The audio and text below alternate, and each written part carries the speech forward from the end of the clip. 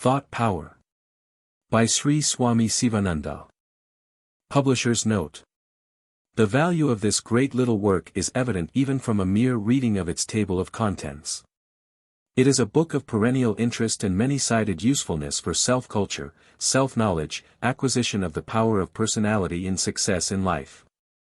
It is a work that edifies, imparts illumination to the intelligence, and empowers human will for good and for achievement of greatness. Students, grown-up persons, doctors, lawyers, businessmen, seekers after truth and lovers of God, all are bound to find in the pages of this publication plenty of specific guidance for thought culture and thought power and for living a positive, dynamic, rich, triumphant and joyous life. The Divine Life Society. How do you find this book? Any thoughts about the book or the author? Any suggestion for improvement? Please take a moment to share your thoughts in a comment. If you like it, share it with your friends who might enjoy it as well. Subscribe to keep in touch. Visit completeaudiobooks.com for more quality content. Preface. This instructive book carries in itself a life-transforming value. None who reads it, with the needed interest and attention, will ever feel inclined to remain unchanged in personal nature and untransformed in conduct and character. A good deal of careful judgment and confidence would assist us in asserting that no one who reads this work, will fail to resist the readiness to make of his own will a power that alters and exalts his own life and destiny. The work is fraught with implicit guidance for turning our personalities into forces of compelling influence and charm, and for rendering our lives into so many grand stories of the epic unfoldment of the divine truth we enshrine. The divine light we bear, and the divine perfection we hold in our inner being. This, then, is a simple, straightforward, inspiring book that holds out many methods for the culture and nurture of thought power. It is also a work that presents us with many useful suggestions which enable us to reach a region beyond the terrain of thought and its power, a realm of transcendental experience and God consciousness. Helped by his own illimitable love for all humanity, and dictated by the logic of his untiring energies for the service of every man, Sivananda has made himself extremely useful to all kinds of people, to men in all walks of life, and has written books on a rich diversity of themes in his own illuminating and spiritual way. Embodying in himself the very spirit of the whole of Indian spiritual culture, Sivananda has poured out on mankind hundreds of gifts of the books that enshrine wisdom of life. The present work will commend itself, and will yield many rewards, to both the lay public and the community of spiritual individuals.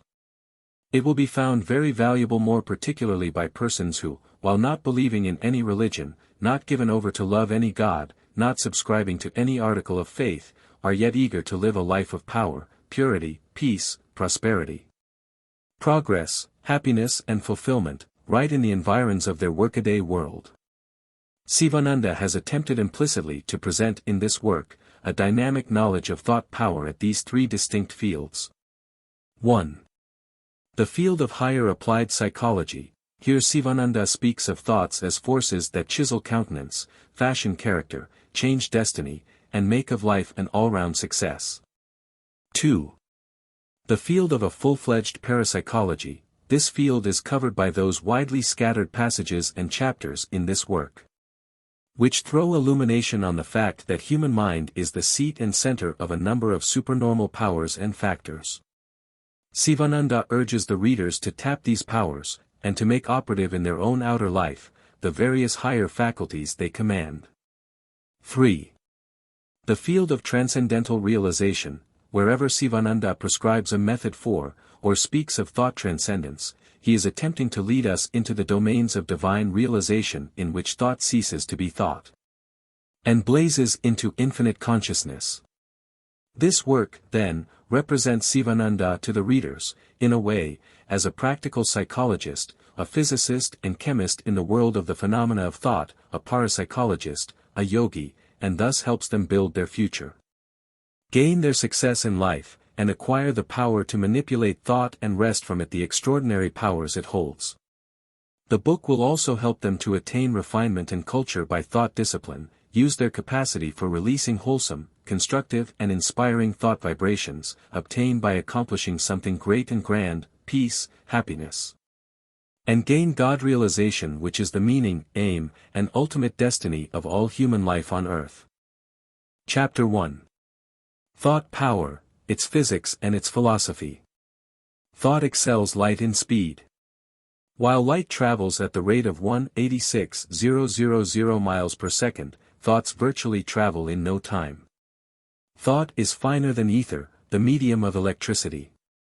In broadcasting, a singer sings beautiful songs at Calcutta.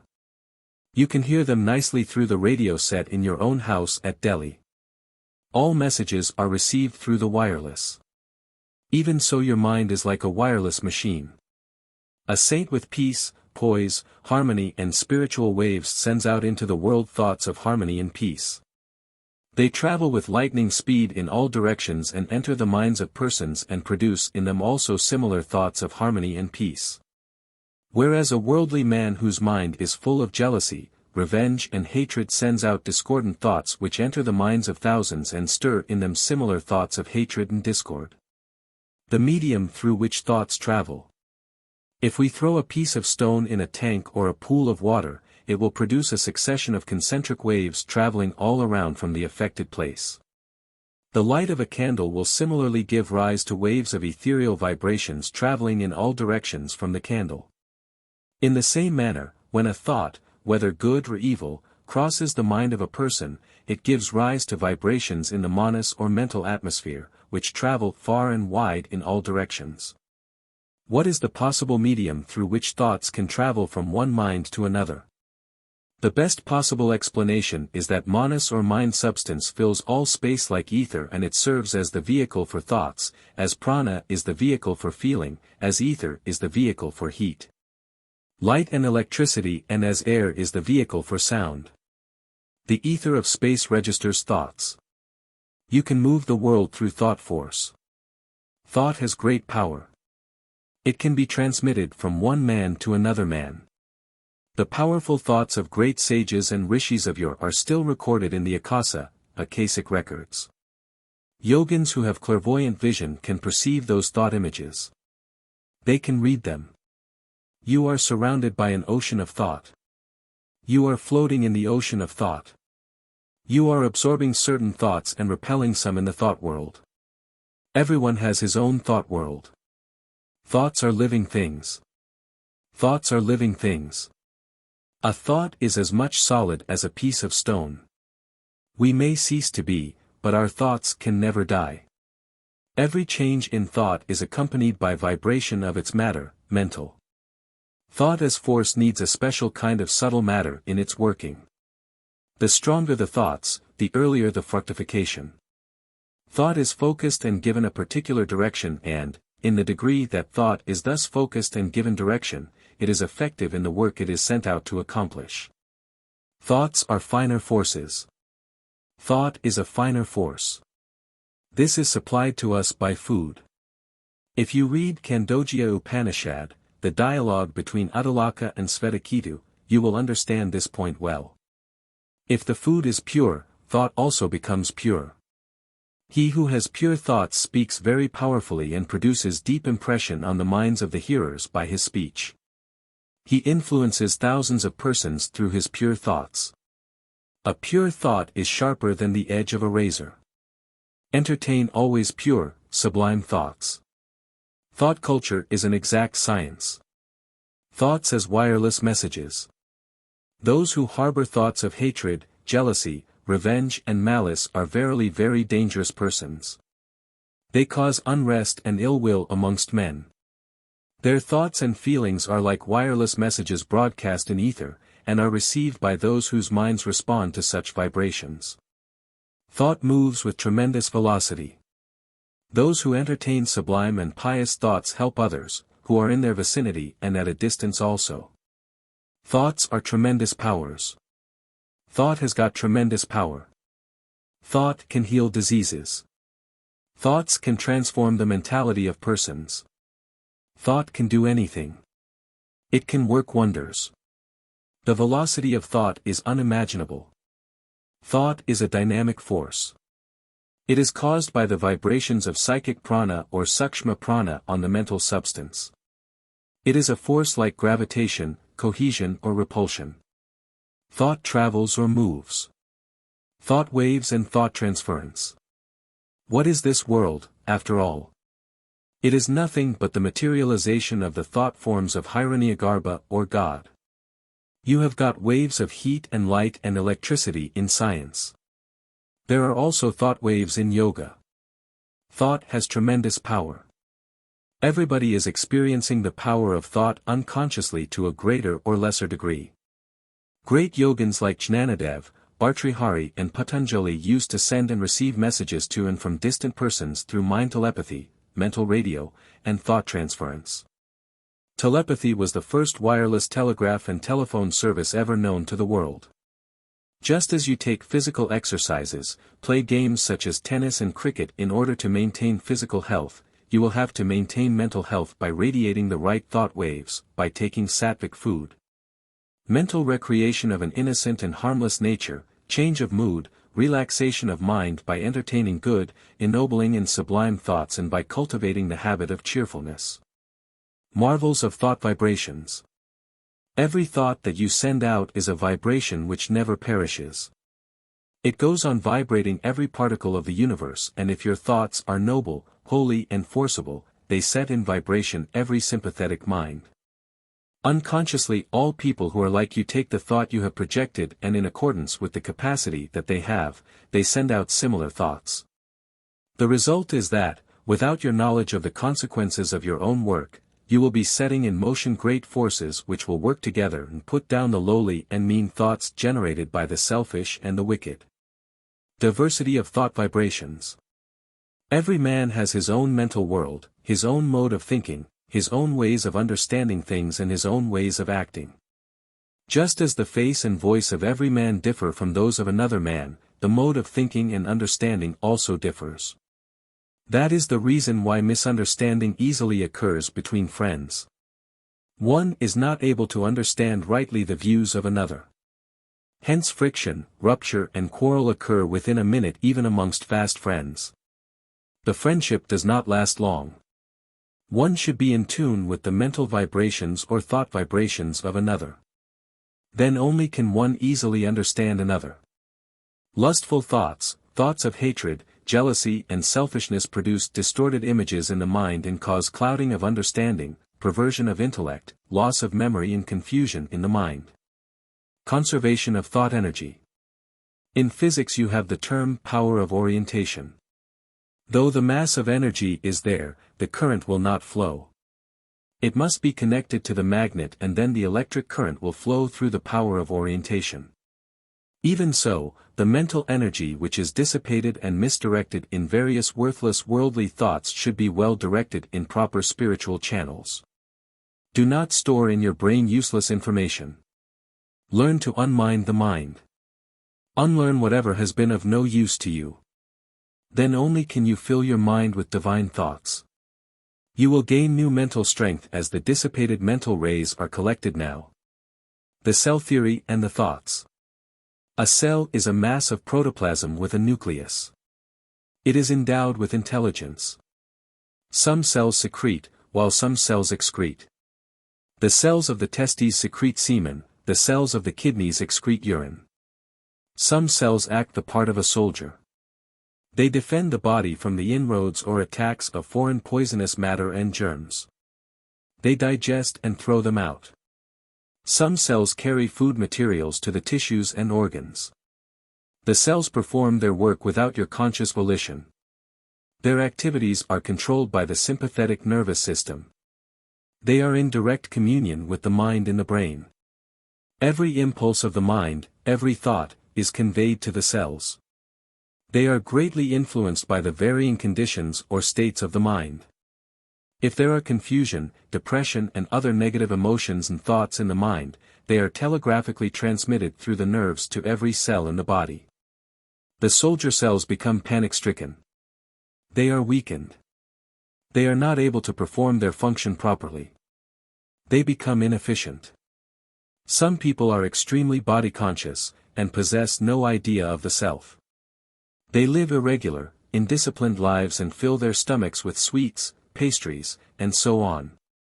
There is no rest for the digestive and the eliminating organs. They suffer from physical weakness and diseases. The atoms, molecules and cells in their bodies produce discordant or inharmonious vibrations. They have no hope, confidence, faith, serenity, and cheerfulness. They are unhappy. The life force is not operating properly. Their vitality is at a low ebb. Their mind is filled with fear, despair, worry and anxiety. Primal thought and modern science.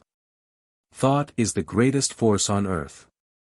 Thought is the most powerful weapon in the armor of a yogi. Constructive thought transforms, renews and builds. The far-reaching possibilities of this force were most accurately developed to perfection by the ancients and put to the highest possible use. For, thought is the primal force at the origin and back of all creation. The genesis of the entire phenomenal creation is given as a single thought that arose in the cosmic mind. The world is the primal idea made manifest. This first thought became manifest as a vibration issuing from the eternal stillness of the divine essence. This is the reference in classic terminology to the Ika, desire of the Hiranyagarbha, cosmic soul, that originates as a spandana or vibration.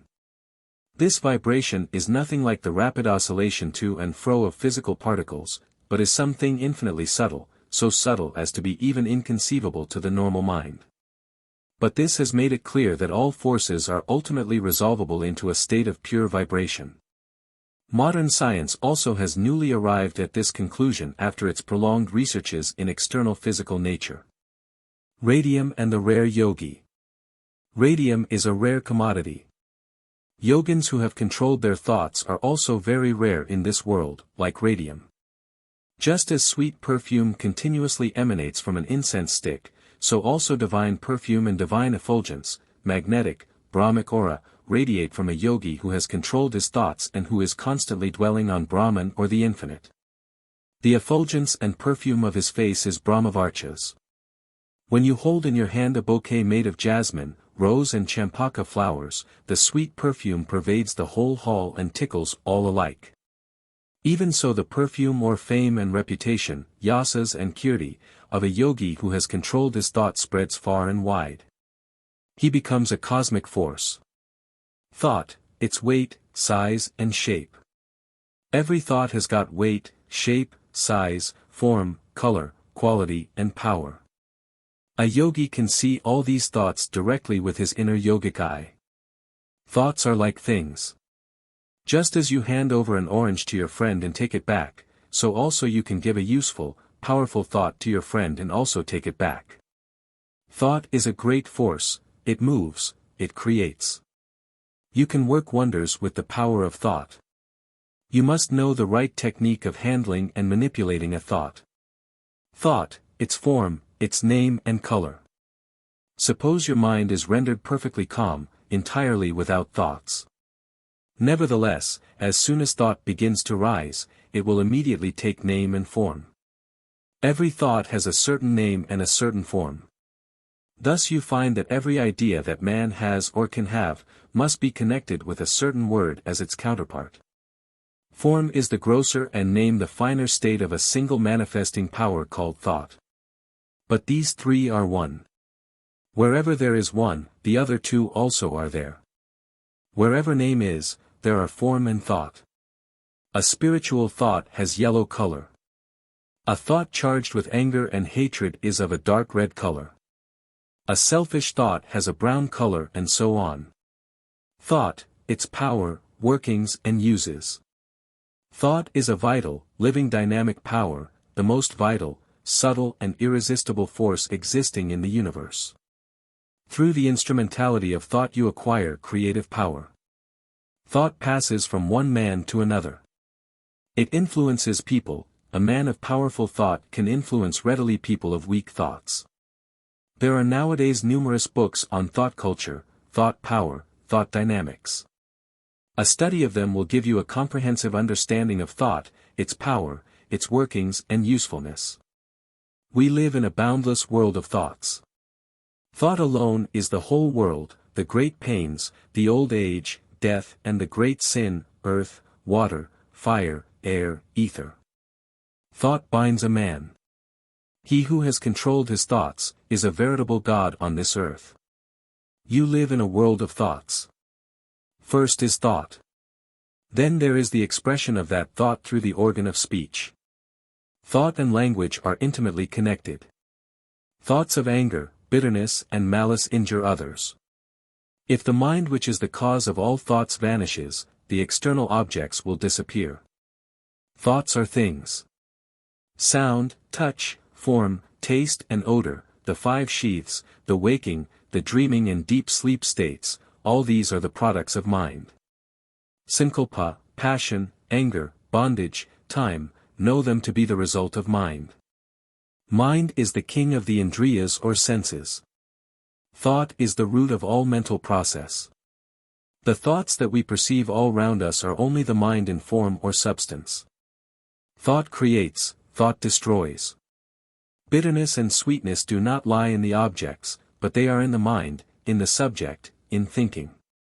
They are created by thought. Through the play of the mind or thought upon objects, proximity appears to be a great distance and vice versa. All objects in this world are unconnected, they are connected and associated together only by thought, by the imagination of your mind. It is the mind that gives color, shape, qualities to the objects. Mind assumes the shape of any object it intensely thinks upon. Friend and enemy, virtue and vice are in the mind only. Every man creates a world of good and evil, pleasure and pain, out of his own imagination only. Good and evil, pleasure and pain do not proceed from objects. These belong to the attitude of your mind. There is nothing good nor pleasant in this world. Your imagination makes it so. Thoughts, electricity and philosophy. Thoughts are giant powers. They are more powerful than electricity. They control your life, mold your character, and shape your destiny. Mark how one thought expands into many thoughts, within a short time. Suppose you get an idea to set up a tea party for your friends.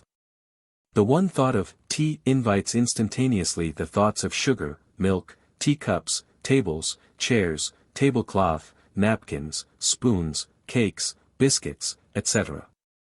So, this world is nothing but the expansion of thoughts. The expansion of thoughts of the mind towards the objects is bondage, and the renunciation of thoughts is liberation. You must be very watchful in nipping the thoughts in the bud. Only then will you be really happy. Mind tricks and plays. You must understand its nature, ways and habits. Then only can you control it very easily. The world's most extraordinary book of practical philosophical idealism of India is Yogavasishta. The gist of this work is this: the non-dual Brahman or the immortal soul alone exists. This universe as universe is not. Knowledge of the self alone will free one from this round of births and deaths. Extinction of thoughts and vasanas is moksha. Expansion of mind alone is sankalpa. Sankalpa or thought, through its power of differentiation generates this universe. This world is a play of the mind. This world does not exist in the three periods of time. Extinction of sankalpas is moksha. Annihilate this little I, vasanas, sankalpas, thoughts. Meditate on the self and become a jivan mukta. Outer world pre-exists in the thoughts. Every thought has an image. A table is a mental image plus some external thing. Whatever you see outside has its counterpart in the mind. The pupil is a small round thing in the eye. Retina is a small structure. How is it that the image of a big mountain seen through a small aperture or structure cast on the mind? This is a marvel of marvels. The image of a mountain already exists in the mind. The mind is like a vast sheet of canvas that contains all the pictures of the objects seen outside. World, a projection of thought. Careful reflection will show that the entire universe is in reality the projection of the human mind, Manomatram Jagat. Purification and control of the mind is the central aim of all yogas. Mind in itself is but a record of impressions that keep expressing ceaselessly as impulses and thoughts. The mind is what it does. Thought impels you to action, activity creates fresh impressions in the mind stuff. Yoga strikes at the very root of this vicious circle by a method of effectively inhibiting the functions of the mind. Yoga checks, controls and stops the root function of the mind, i.e., thought. When thought is transcended, intuition functions and self-knowledge supervenes. Thought has the potency of creating or undoing the world in the twinkling of an eye. Mind creates the world according to its own sankalpa or thought. It is the mind that creates this universe, manamatram jagat, manikalpatam jagat. Through the play of the mind, a kalpa is reckoned by it as a moment and vice versa. Like a dream generating another dream in it, the mind having no visible form generates existent visibles. Thoughts, world and the timeless reality. It is the mind that is the root cause of the tree of samsara with its thousands of shoots, branches, tender leaves and fruits. If you annihilate thoughts, you can destroy the tree of samsara at once. Destroy the thoughts as soon as they arise. The root will dry up through the annihilation of thoughts, and the tree of samsara will wither soon. This demands considerable patience and perseverance. You will be bathed in the ocean of bliss when all thoughts are extirpated. This state is indescribable. You will have to feel it yourself. Just as the fire is absorbed into its source when the fuel is burnt out, so also, the mind is absorbed into its source, the Atman, when all sankalpas or thoughts are annihilated. Then one attains kaivalya, the experience of the timeless reality, the state of absolute independence. Chapter 2. Thought power, its laws and its dynamics. Thought, the architect of destiny. If the mind dwells continually upon one train of thought, a groove is formed into which the thought force runs automatically, and such a habit of thought survives death, and since it belongs to the ego, is carried over to the subsequent earth life as a thought tendency and capacity. Every thought, it must be remembered, has got its own mental image. The essence of the various mental images formed in one particular physical life is being worked out in the mental plane. It constitutes the basis for the next physical life.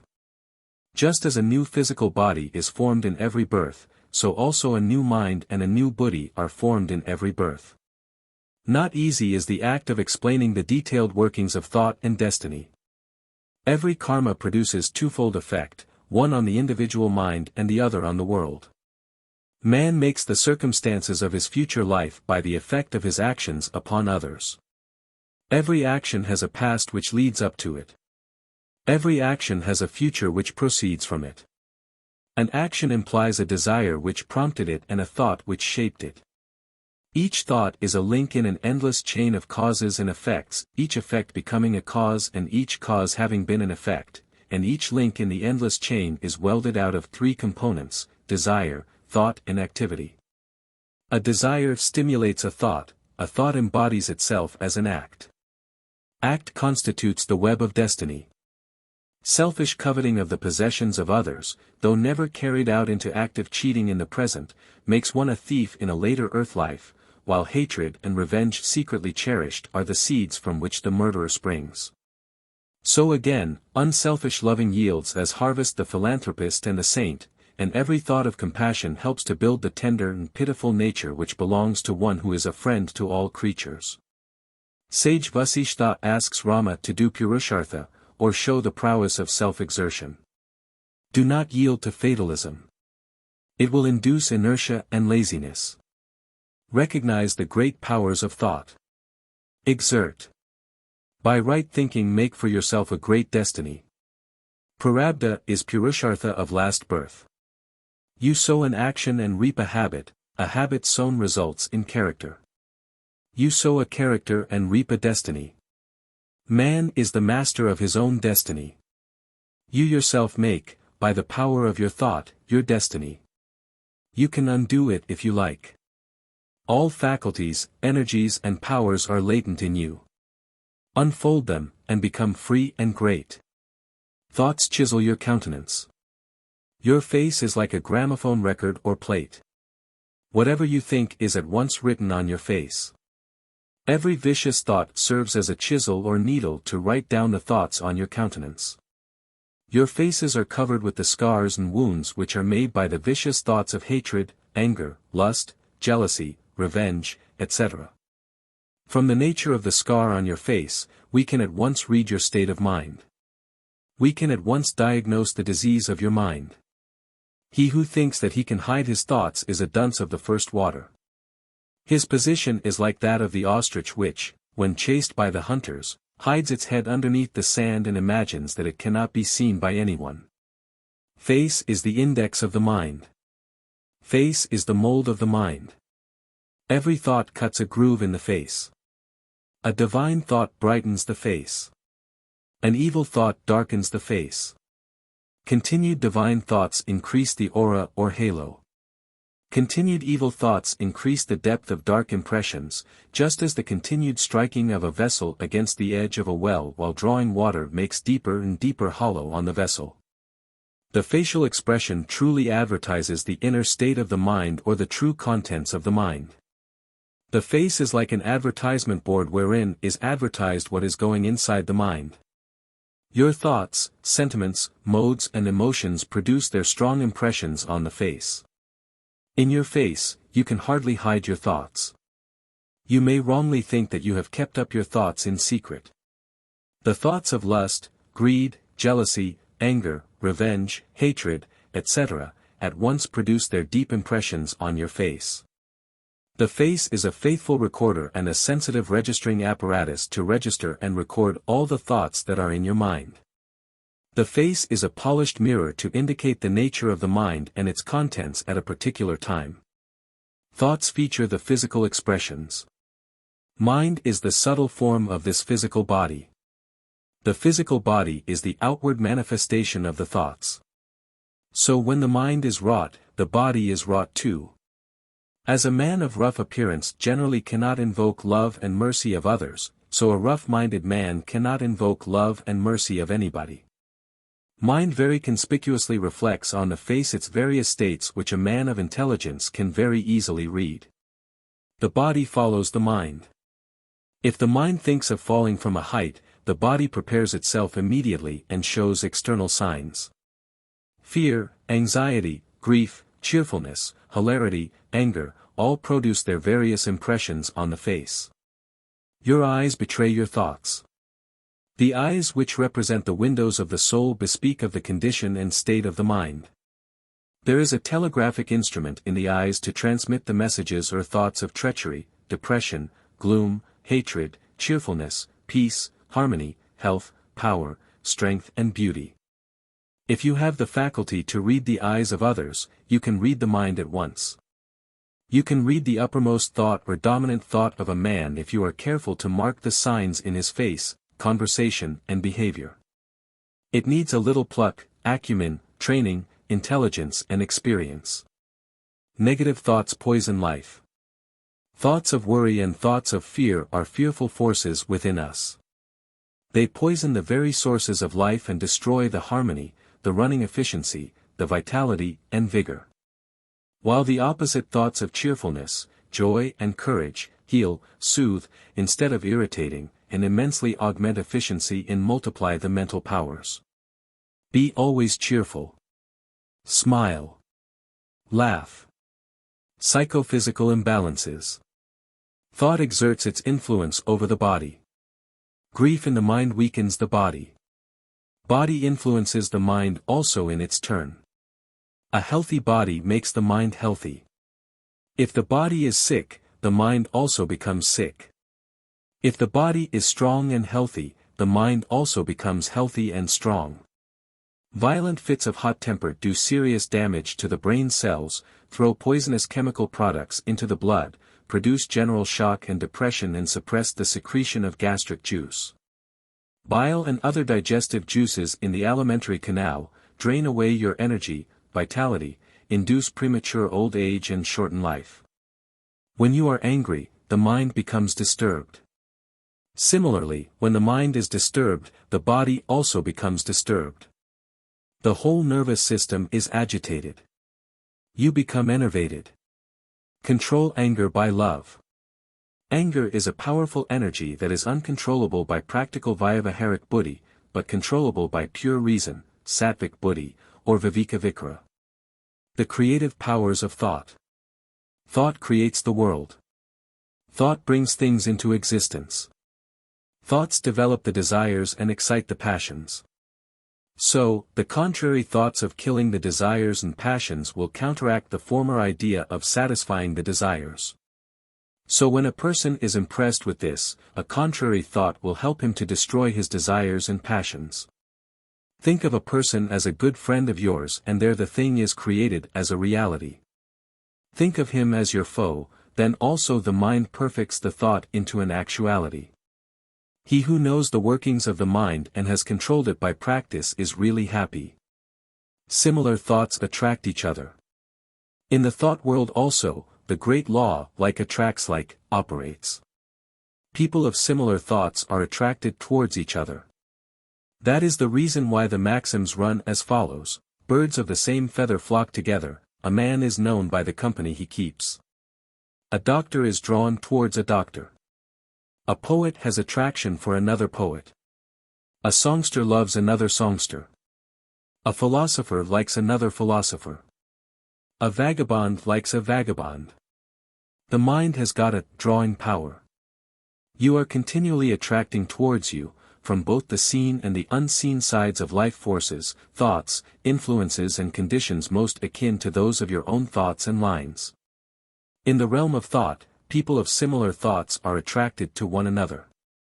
This universal law is continually operating whether we are conscious of it or not. Carry any kind of thought you please about with you, and so long as you retain it, no matter how you roam over the land or sea, you will unceasingly attract to yourself, knowingly or inadvertently, exactly and only what corresponds to your own dominant quality of thought. Thoughts are your private property and you can regulate them to suit your taste entirely by steadily recognizing your ability to do so. You have entirely in your own hands to determine the order of thought you entertain and consequently the order of influence you attract, and are not mere willowy creatures of circumstances, unless indeed you choose to be. Spanish flu and the contagion of thoughts.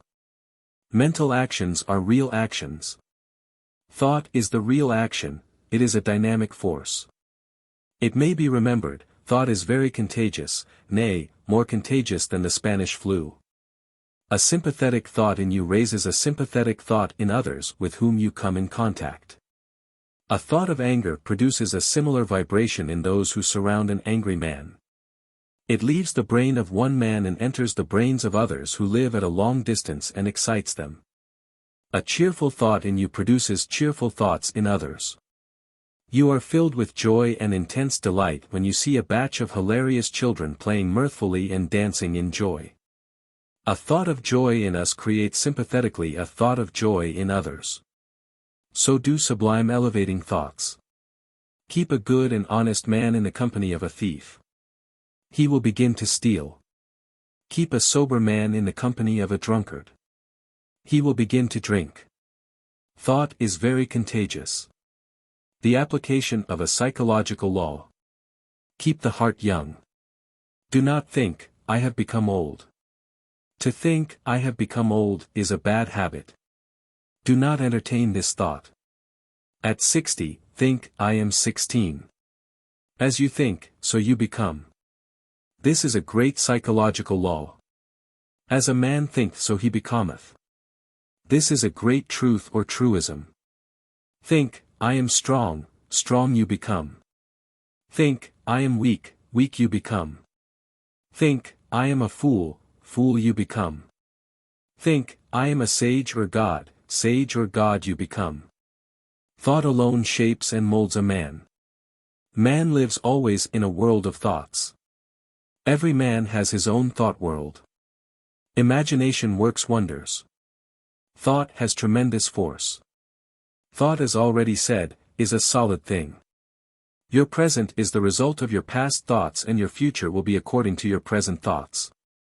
If you think rightly, you will speak rightly and act rightly. Speech and action simply follow the thoughts. Understand the laws of thought.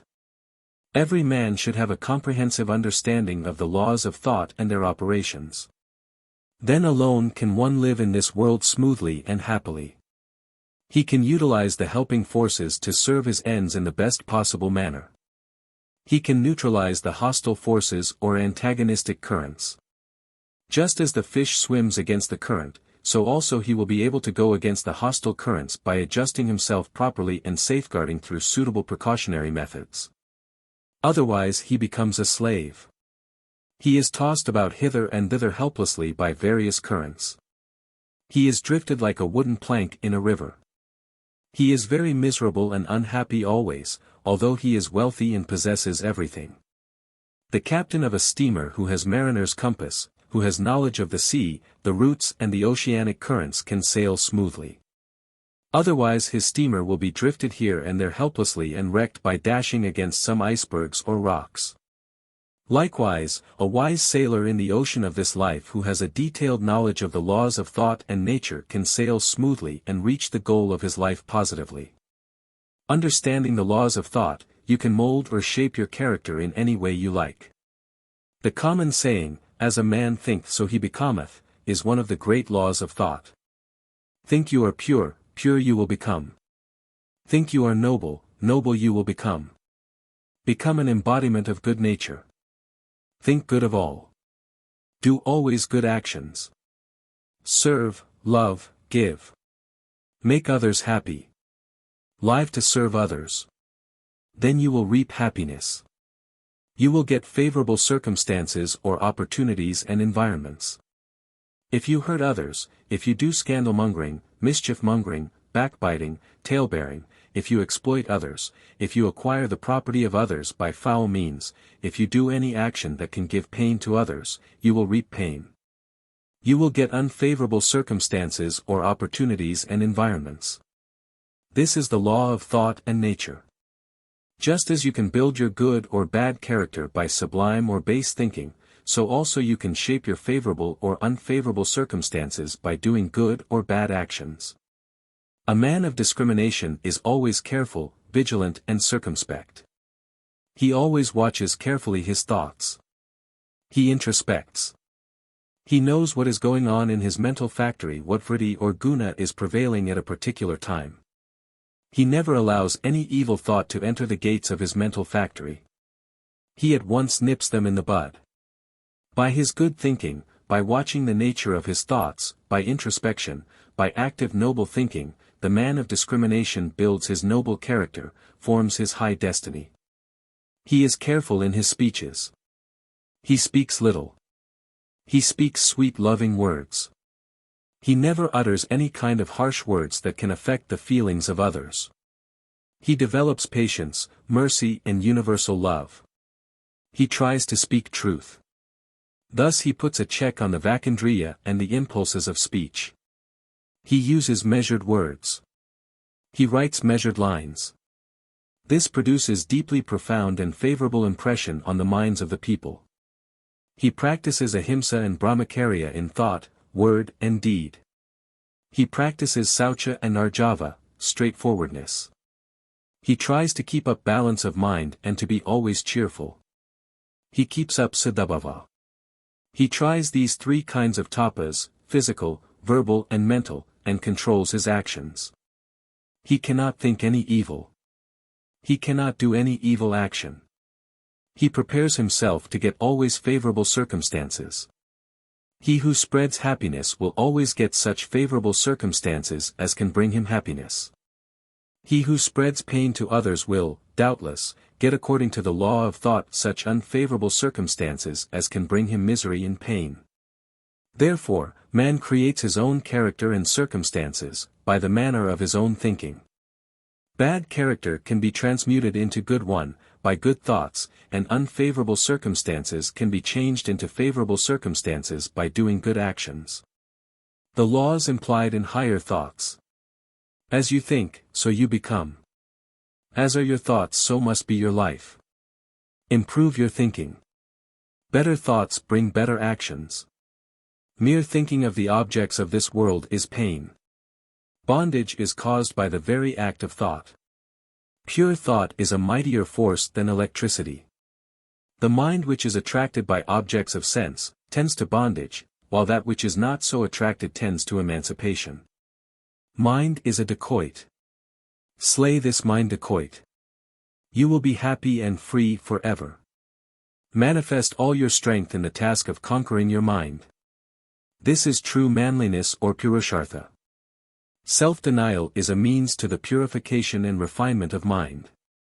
Purify and still the thoughts. The layers of ignorance covering knowledge will not be removed without a calm mind.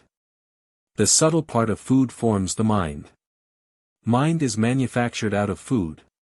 The subtle part of food is transformed into mind. Food does not mean merely what we eat, but what we gather through all our senses. Learn to see God everywhere. This is real food for the eye. Purity of thought depends upon purity of food. You can see better, hear better, taste better, think better, when you entertain sublime divine thoughts. Look at an object through a green or red glass, the object appears green or red. Even so, the objects are colored by the desires through the mirror mind. All mental states are transitory, they produce pain and sorrow. Have freedom of thought. Free yourself from the slavery of prejudice that blunts intellect and dulls thoughts. Think of the immortal Atman. This is the right method of direct, original thinking.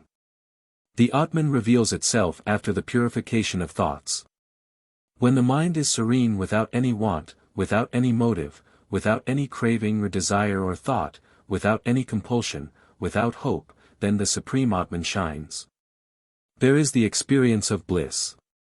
Live the way in which saints live. This is the only way to victory over thoughts, mind and the lower self, and until you have conquered mind, there can be no sure and permanent victory. Thought, a boomerang. Be careful of your thoughts. Whatever you send out of your mind, comes back to you.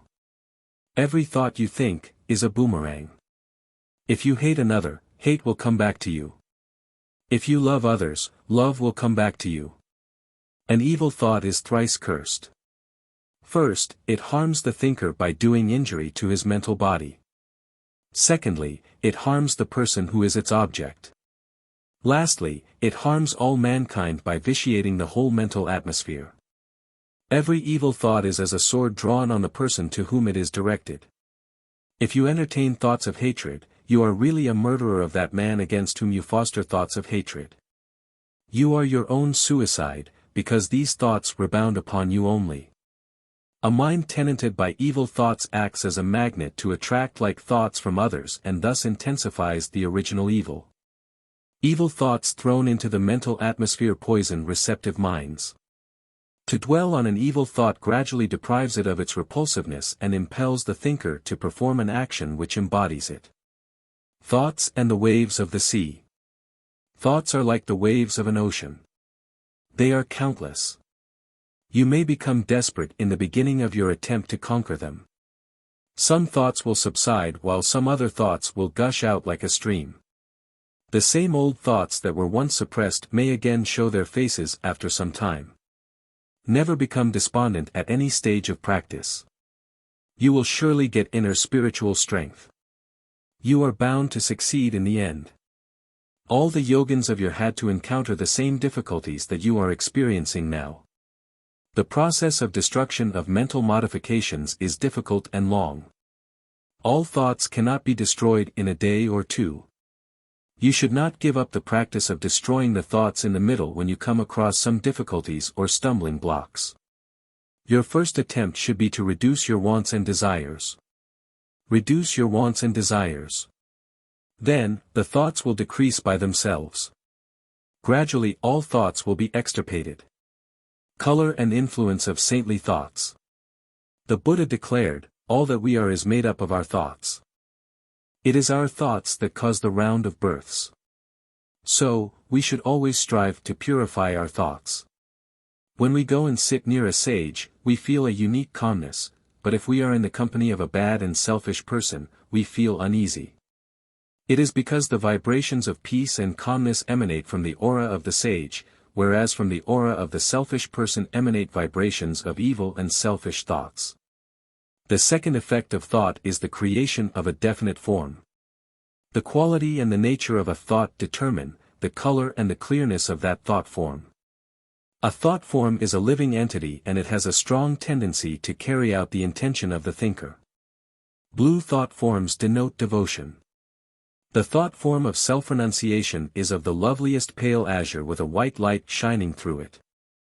Thought forms of selfishness, pride and anger are of gray-brown, orange and red color, respectively. We are always surrounded by these thought forms and our minds are seriously affected by them. Not 1/4 of our thoughts are our own, but are simply picked up from the atmosphere. Mostly they are of evil nature. So we should always utter God's name mentally. It will always protect us from their evil influence. Aura and dynamics of a developed mind. Particularly around minds of highly developed thought power, we sense the manifest phenomenon of a powerful aura. The palpable influence of a highly developed mind over a less developed mind needs to be specially marked. It is not possible to provide a description of what it is like to be in the presence of a master, or a developed adept. To sit in his presence, though he hardly speaks a word, is to feel a thrilling sensation and discover the impacts of new inspirations that it wields on our minds. Mind carries aura, mental aura or psychic aura. The Sanskrit term for aura is tejas. It is brilliance or halo that emanates from the phenomenon of mind. In those who have sought the full development of their minds, we find it extremely effulgent. It is capacitated to travel long distances and affect in the most beneficial manner a large number of persons who are privileged to come under its influence. It must be noted that the spiritual aura is far more powerful than either psychic or pranic or mental aura. Dynamics of thoughts and moods. People of gloomy moods attract to themselves gloomy things and gloomy thoughts from others and from the akashic records in the physical ether. Persons with hope, confidence and cheerful spirits attract thoughts of similar nature from others. They are always successful in their attempts. People with negative moods of depression, anger, and hatred do positive injury to others. They infect others and raise these destructive riddhis in others. They are culpable. They do great damage in the thought world. People with happy and cheerful moods are a blessing to society. They bring happiness to others. Just as a young, beautiful lady covers her face and does not like to come out to mix with others in society when she has a nasty festering sore on her cheeks or nose. Also you should not come in public and mix with your friends and other people when you have a mood of depression, a mood of hatred or jealousy. For, you will infect others with these moods. You will be a menace to the society. Thought dynamics in universal environs. Thought actually leaves the brain and hovers about. When a thought, whether good or evil, leaves the mind of a person it gives rise to vibrations in the manas or mental atmosphere, which travel far and wide in all directions. It enters the brains of others also. A sage living in a Himalayan cave transmits a powerful thought to a corner of America.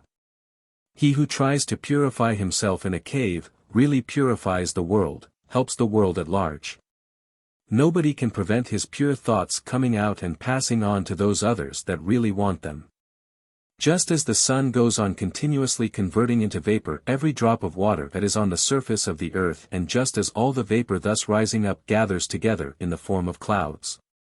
All the thoughts that you project from your own lonely corner will mount up and be wafted across space, join similar thoughts projected by those who are like you and, in the end, all these holy thoughts will come down with tremendous force to subjugate undesirable forces. Chapter 3. Value and uses of thought power. Serve others by thought vibrations. A true monk or sannyasin can do everything through his thought vibrations. A sannyasin or yogi need not become the president of an association or the leader of a social or political movement. It is a foolish and puerile idea. Indians have now imbibed the missionary spirit of the West and cry out that sannyasins should come out and take part in social and political activities. It is a sad mistake. It is not necessary that a sannyasin, a saint, should appear on the platform to help the world, to preach and elevate the minds of people. Some saints preach by example. Their very lives are an embodiment of teaching. Their very sight elevates the minds of thousands. A saint is a living assurance for others for God realization. Many draw inspiration from the sight of holy saints. No one can check the thought vibrations from the saints. Their pure, strong thought vibrations travel a very long distance, purify the world and enter the minds of many thousands of persons. There is no doubt in this. Doctors can heal by suggestion. Doctors should have a thorough knowledge of the science of suggestion. Sincere, sympathetic doctors are very rare. Doctors who have no knowledge of suggestion do more harm than good. They kill patients sometimes by unnecessarily frightening them. If there is a little cough of an ordinary nature, the doctor says, "Now, my friend, you have got TB. You must go to Bawali or Switzerland or Vienna. You must go in for a course of tuberculin injection." Poor patient is frightened. There is not at all any sign of consumption.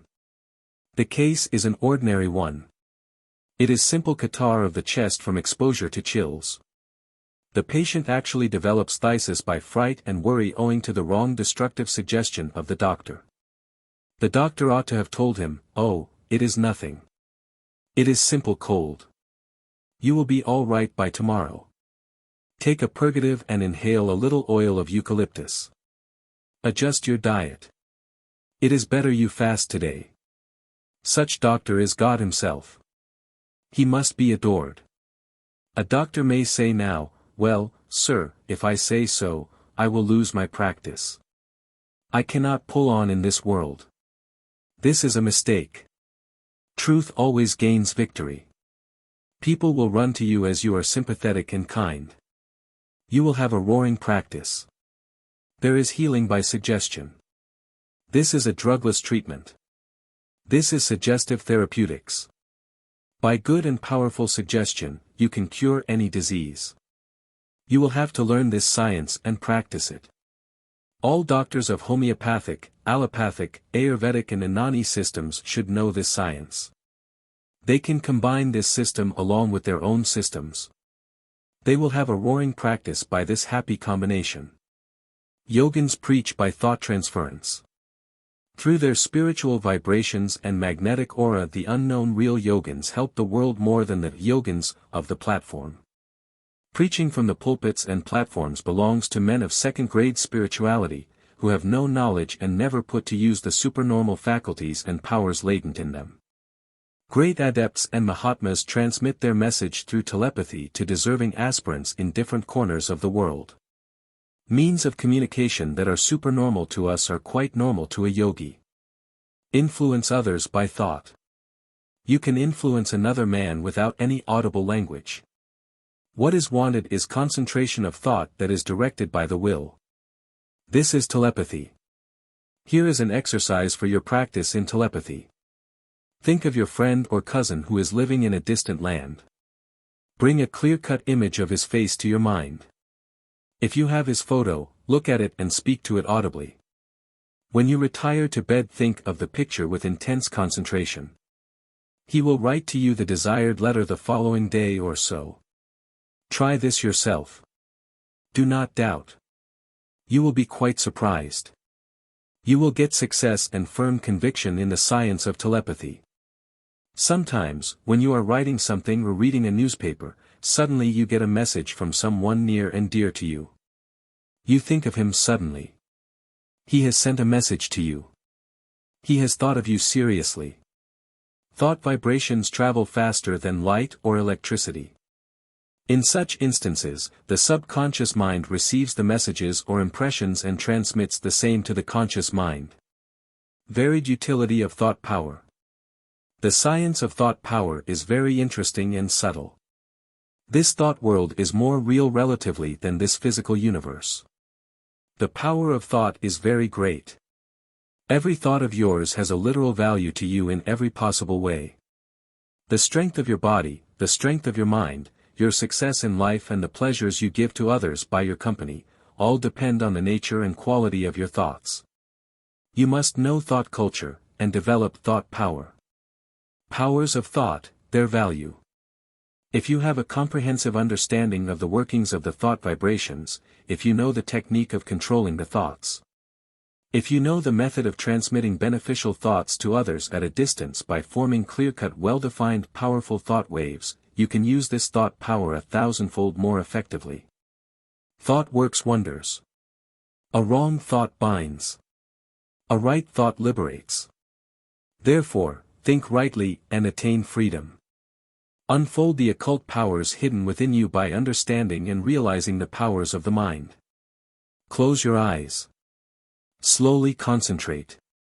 You can see distant objects, hear distant sounds, send messages to any part not only of this world, but of the other planets as well, heal persons thousands of miles off from you and move about to distant places in no time. Believe in the powers of the mind.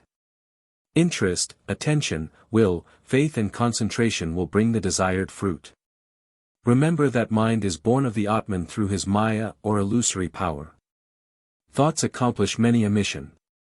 You can aid a friend in trouble by transmitting to him thoughts of comfort, right from the place where you are. You can help a friend in search of truth by thoughts, clear and definite of the truths you know.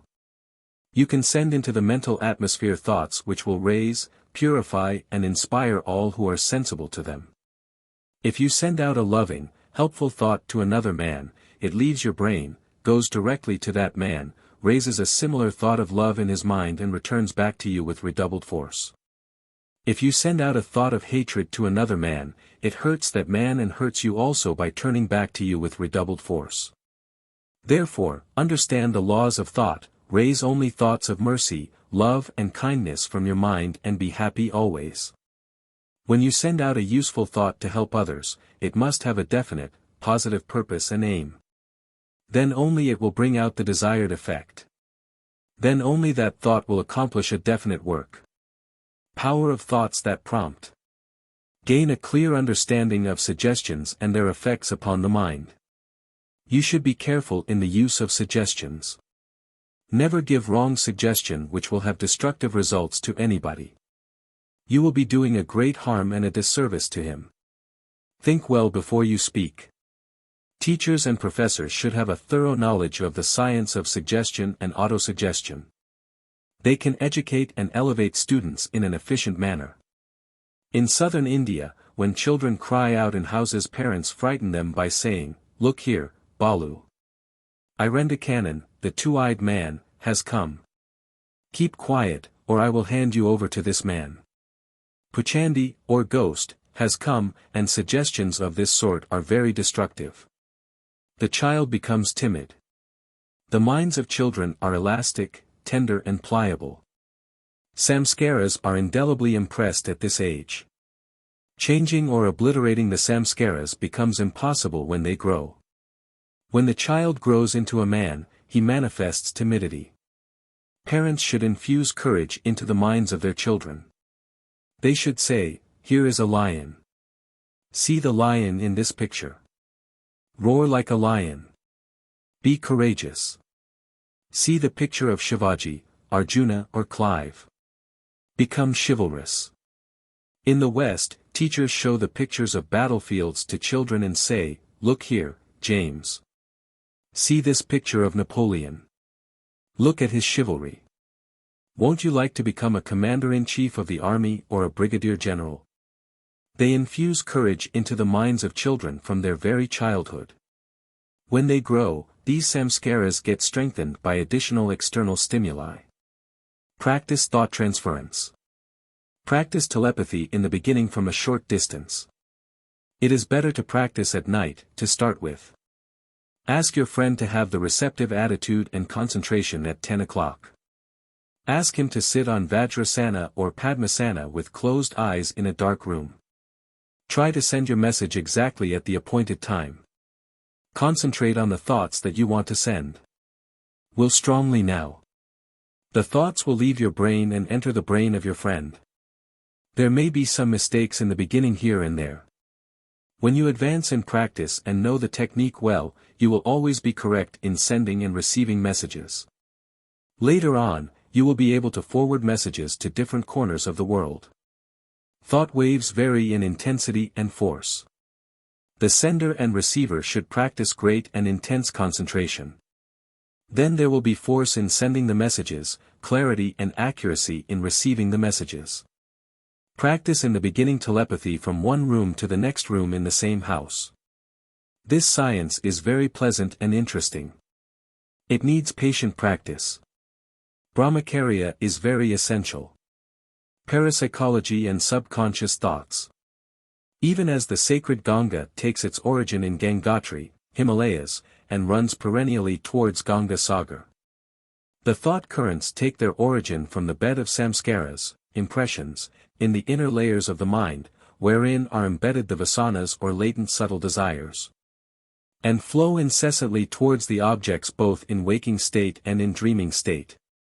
Even a railway engine is sent to the engine shed for rest, when its wheels become overhot, but this mysterious engine of mind goes on thinking without a moment's rest. Practice of telepathy, thought reading, hypnotism, mesmerism and psychic healing clearly proves that the mind exists and that a higher mind can influence and subjugate the lower mind. From the automatic writing and the experiences of a hypnotized person, we can clearly infer the existence of the subconscious mind which operates throughout the 24 hours. Through spiritual sadhana change the subconscious thoughts and mind and become a new being. Power of vigorous, divine thoughts. Thought is life. What you think, that you are. Your thought creates your environment. Your thoughts constitute your world. If you entertain healthy thoughts, you can keep good health. If you hold on to sickly thoughts in the mind, thoughts of diseased tissues, thoughts of weak nerves, thoughts of improper functioning of organs, of viscera, you can never expect good health, beauty and harmony. Remember that body is a product of the mind and is under the control of mind. If you hold on to vigorous thoughts, your body, too, will be vigorous. Thoughts of love, peace, contentment, purity, perfection, divinity, will make you, and also others around you, perfect and divine. Cultivate divine thoughts. Chapter 4. The functions of thought power. Thoughts promote radiant health. The body is internally associated with the mind, rather the body is a counterpart of the mind, it is a gross visible form of the subtle, invisible mind. If there is pain in the tooth or in the stomach or in the ear, the mind is at once affected. It ceases to think properly, it is agitated, disturbed and perturbed. If there is depression in the mind, the body also cannot function properly. The pains which afflict the body are called the secondary diseases, vyadi, while the vasanas or desires that afflict the mind are termed mental or primary diseases, adi. Mental health is more important than physical health. If the mind is healthy, the body will necessarily be healthy. If the mind is pure, if your thoughts are pure, you will be free from all diseases primary and secondary. Mens sana in corpore sano, a sound mind in a sound body. Thoughts develop personality. A sublime thought elevates the mind and expands the heart, a base thought excites the mind and renders the feelings morbid and dark. Those who have even a little control over their thoughts and speech will have a calm, serene, beautiful, charming face, a sweet voice and their eyes will turn brilliant and lustrous. Thoughts affect the body. Every thought or emotion or word produces a strong vibration in every cell of the body and leaves a strong impression there. If you know the method of raising an opposite thought, then you can lead a happy harmonious life of peace and power. Thought of love will at once neutralize a thought of hatred. A thought of courage will immediately serve as a powerful antidote against a thought of fear. Thought power changes destiny. Man sows a thought and reaps an action. He sows an action and reaps a habit. He sows a habit and reaps a character. He sows a character and reaps a destiny. Man has made his own destiny by his own thinking and acting. He can change his destiny. He is the master of his own destiny. There is no doubt of this. By right thinking and strong exertion, he can become the master of his destiny. Some ignorant people say, karma does everything. It is all destiny. If I am destined by my karma to be like this or that, why then should I exert? It is my destiny only. This is fatalism. This will bring inertia, stagnation and misery. This is perfect misunderstanding of the laws of karma.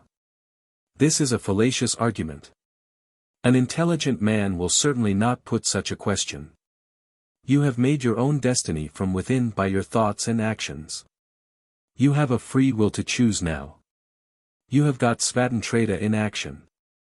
A rogue is not an eternal rogue for all times. Put him in the company of a saint. He will change in no time. He will think and act now in a different way and will change his destiny. He will become saintly in character. Dacoit Ratnakar was changed into sage Valmiki. Jagai and Madai were transformed. They were rogues of the first waters. You can become a yogi or a jnani. You can make your destiny. You can make your karma in any way you like. Use the power of thought. Think rightly, think nobly. You will have only to think, and to act. By right thinking, by right desiring, by right acting, you can become a sage, a millionaire. You can attain the position of Indra or Brahma by good thought and action, by good karma. Man is not a helpless being. He has a free will of his own. Thoughts cause physiological disorders. Every change in thought makes a vibration in your mental body, and this when transmitted to the physical body causes activity in the nervous matter of your brain. This activity in the nervous cells causes many electrical and chemical changes in them. It is thought activity which causes these changes. Intense passion, hatred, long-standing bitter jealousy, corroding anxiety, fits of hot temper actually destroy the cells of the body and induce diseases of the heart, liver, kidneys, spleen and stomach. It is a point worthy to note with care that every cell in the body suffers or grows, receives a life impulse or a death impulse, from every thought that enters the mind, for you tend to grow into the image of that which you think about most. When the mind is turned to a particular thought and dwells on it, a definite vibration of matter is set up, and often, more of this vibration is caused, the more does it tend to repeat itself, to become a habit, to become automatic. The body follows the mind and imitates its changes. If you concentrate your thought, the eyes become fixed. Thought power creates environments. It is often said that man is the result of his environmental forces. This is not true. We cannot believe this, because the facts always prove the contrary. Many of the world's greatest men have been born in poverty and in adverse circumstances. Many who have been born in the slums and filthy surroundings have risen to the highest status in the world. They have won laurels of fame and distinguished themselves in politics, literature, and poetry. They have become brilliant geniuses and beacon lights of the world. How do you account for this? Sri T. Muthuswamy Iyer, the first Indian High Court judge in Madras, was born in absolute poverty. He had to study at night under municipal lanterns. He had not sufficient food. He was clad in rags. He struggled hard and achieved greatness. He rose above the environmental forces by his strong willpower and iron determination. In the West, sons of cobblers and fishermen have risen to very high position. Boys who did polishing of boots in the streets and who were selling beer in bars and were cooking in hotels have become famous poets and able journalists. Johnson was placed in quite adverse environments. Goldsmith was passing rich with £40 a year. Sir Walter Scott was very poor. He had no place to live in. The life of James Ramsay MacDonald is worth mentioning. He was a man of great purushartha. He rose from poverty to power, from the field of labor to the status of Prime Minister of Britain. His first job was addressing envelopes for 10 shillings a week. He was too poor to buy tea. So he drank water instead. His main meal every day for months was a 3-penny beefsteak pudding. He was a pupil teacher. He took great interest in politics and science. He was a journalist. He gradually, through right exertion, purushartha, rose to the position of a prime minister.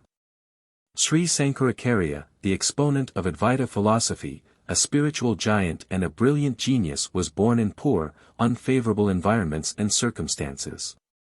There are 1,001 instances like these.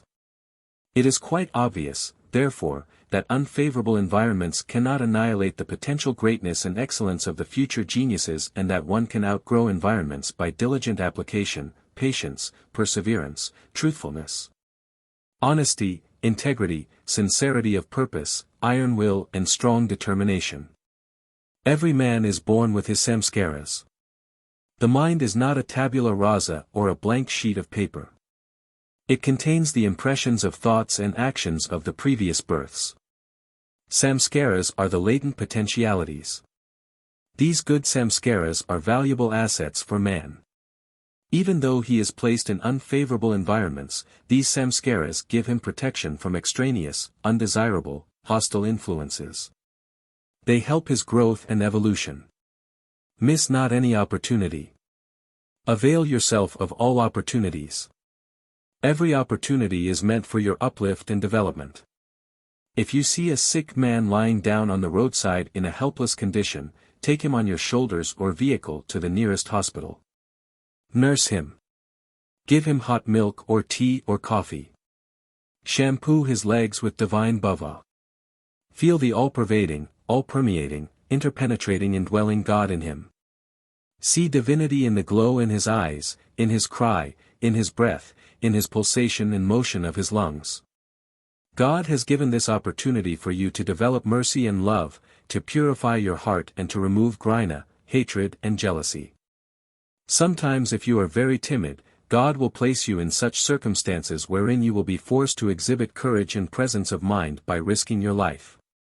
These world figures who have risen to eminence have utilized all opportunities to the best advantage. God shapes the minds of human beings by giving them opportunities. Remember that in your weakness lies the strength, because you will be always on your alert to safeguard yourself. Poverty has got its own virtues. Poverty infuses humility, strength, power of endurance, and luxury begets laziness, pride, weakness, inertia and all sorts of evil habits. Do not grumble, therefore, of bad environments. Create your own mental world and environments. That man who tries to evolve or grow in adverse environments will be a very strong man indeed. Nothing can shake him. He will be of a sterner stuff. He will have strong nerves. Man is certainly not a creature of environments or circumstances. He can control and modify them by his capacities, character, thoughts, good actions and right exertion, purushartha. Tivra, intense, purushartha can change the destiny. That is the reason why Vasishtha and Bhishma have placed purushartha above destiny.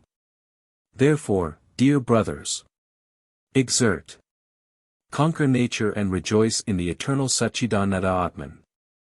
Thoughts form the physical body. The body with its organs is no other than the thought. The mind contemplating upon the body becomes the body itself, and then enmeshed in it, is afflicted by it. This physical body is the mold, as it were, made by the mind for its own enjoyment, for its outpouring of energy and thereby gaining different experiences of this world through the 5 avenues or channels of knowledge. The 5 jnana indriyas, organs of knowledge or perception. The body is really our thoughts, moods, convictions and emotions objectified, made visible to the naked eyes. All the bodies have their seat in the mind only. Without water can a garden exist?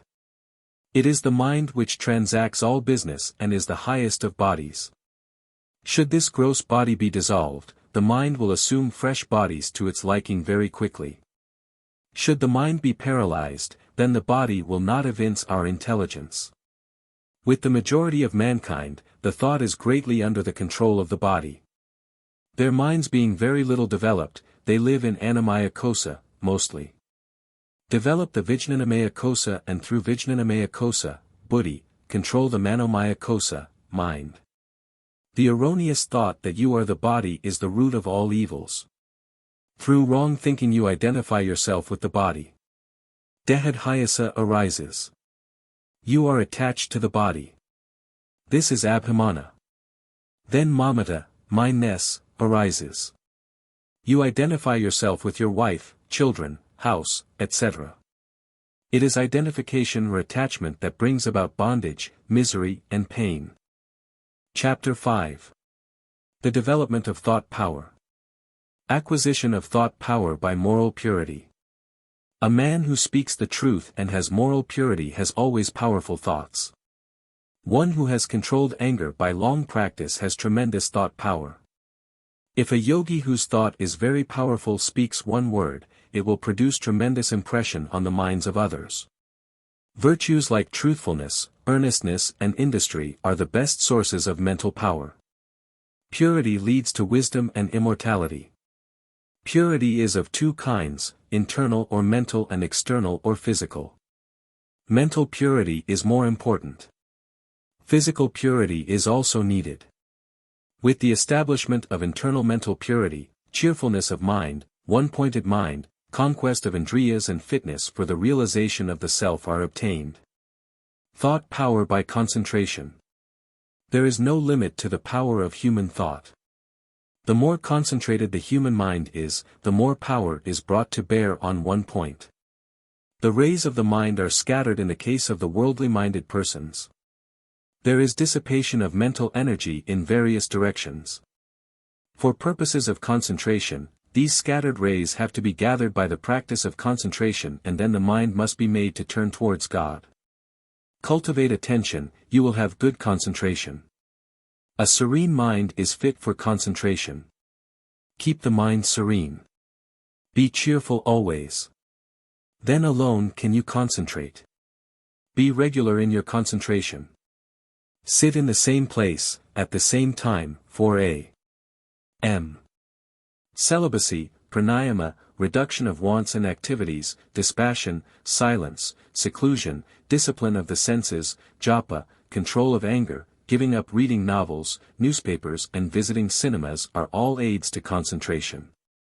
Too much physical exertion, too much talking, too much eating, too much mixing with worldly persons, too much walking, too much sexual indulgence, are obstacles to concentration.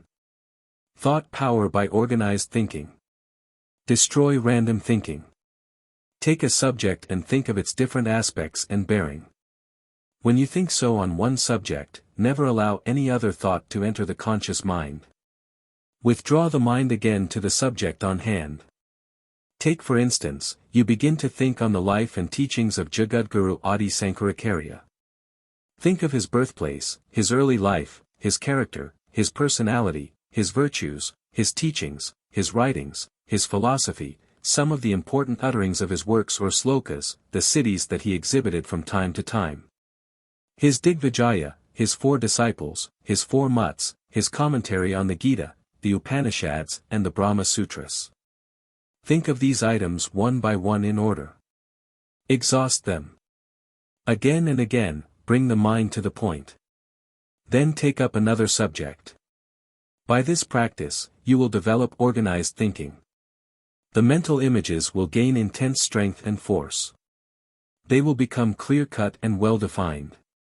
In ordinary persons the mental images are distorted and undefined. Thought power by willpower. Every sensual thought rejected, every temptation resisted, every harsh word withheld, every noble aspiration encouraged, helps you to develop willpower or soul force and takes you nearer and nearer to the goal. With strong feeling, repeat mentally, my will is powerful, pure and irresistible. Om Om Om. I can do everything through my will. Om Om Om. I have an invincible will. Om Om Om. Will is the dynamic soul force. When it operates all the mental powers such as the power of judgment, power of memory, power of grasping, power of conversation, reasoning power, power of discrimination, power of reflection and inference, all these come into instant play. Will is the king of mental powers. When rendered pure and irresistible, thought and will can work wonders. Will becomes impure and weak through vulgar passions, love of pleasures and desires. The lesser the number of desires, the stronger is the thought power, and the will. When sexual energy, the muscular energy, anger, etc., are transmuted into the will force they are controlled. There is nothing impossible on earth for a man of strong willpower. When you give up an old habit of drinking coffee, you have controlled to a certain extent the sense of taste, destroyed one vasana, and have eliminated the craving for it. As there is freedom from the efforts to procure coffee and also from the habit of taking it, you will gain some peace. The energy involved in the hankering for coffee, and which was agitating you, will now be converted into the power of will. By this conquest over one desire, you gain willpower, and if you conquer some 15 such desires, your willpower will be 15 times stronger and more powerful. And this conquest, by imparting strength to the will help you conquer other desires, too. Unruffled state of the mind, poise, cheerfulness, inner strength, capacity to turn out difficult works, success in all undertakings, power to influence people, a magnetic and dynamic personality, magnetic aura on the face, sparkling eyes. Steady gaze, powerful voice, magnanimous gait, unyielding nature, fearlessness, etc. are some of the signs or symptoms that indicate that one's will is growing. Simple prescriptions for clear thinking. The mental images of the common man are generally very distorted.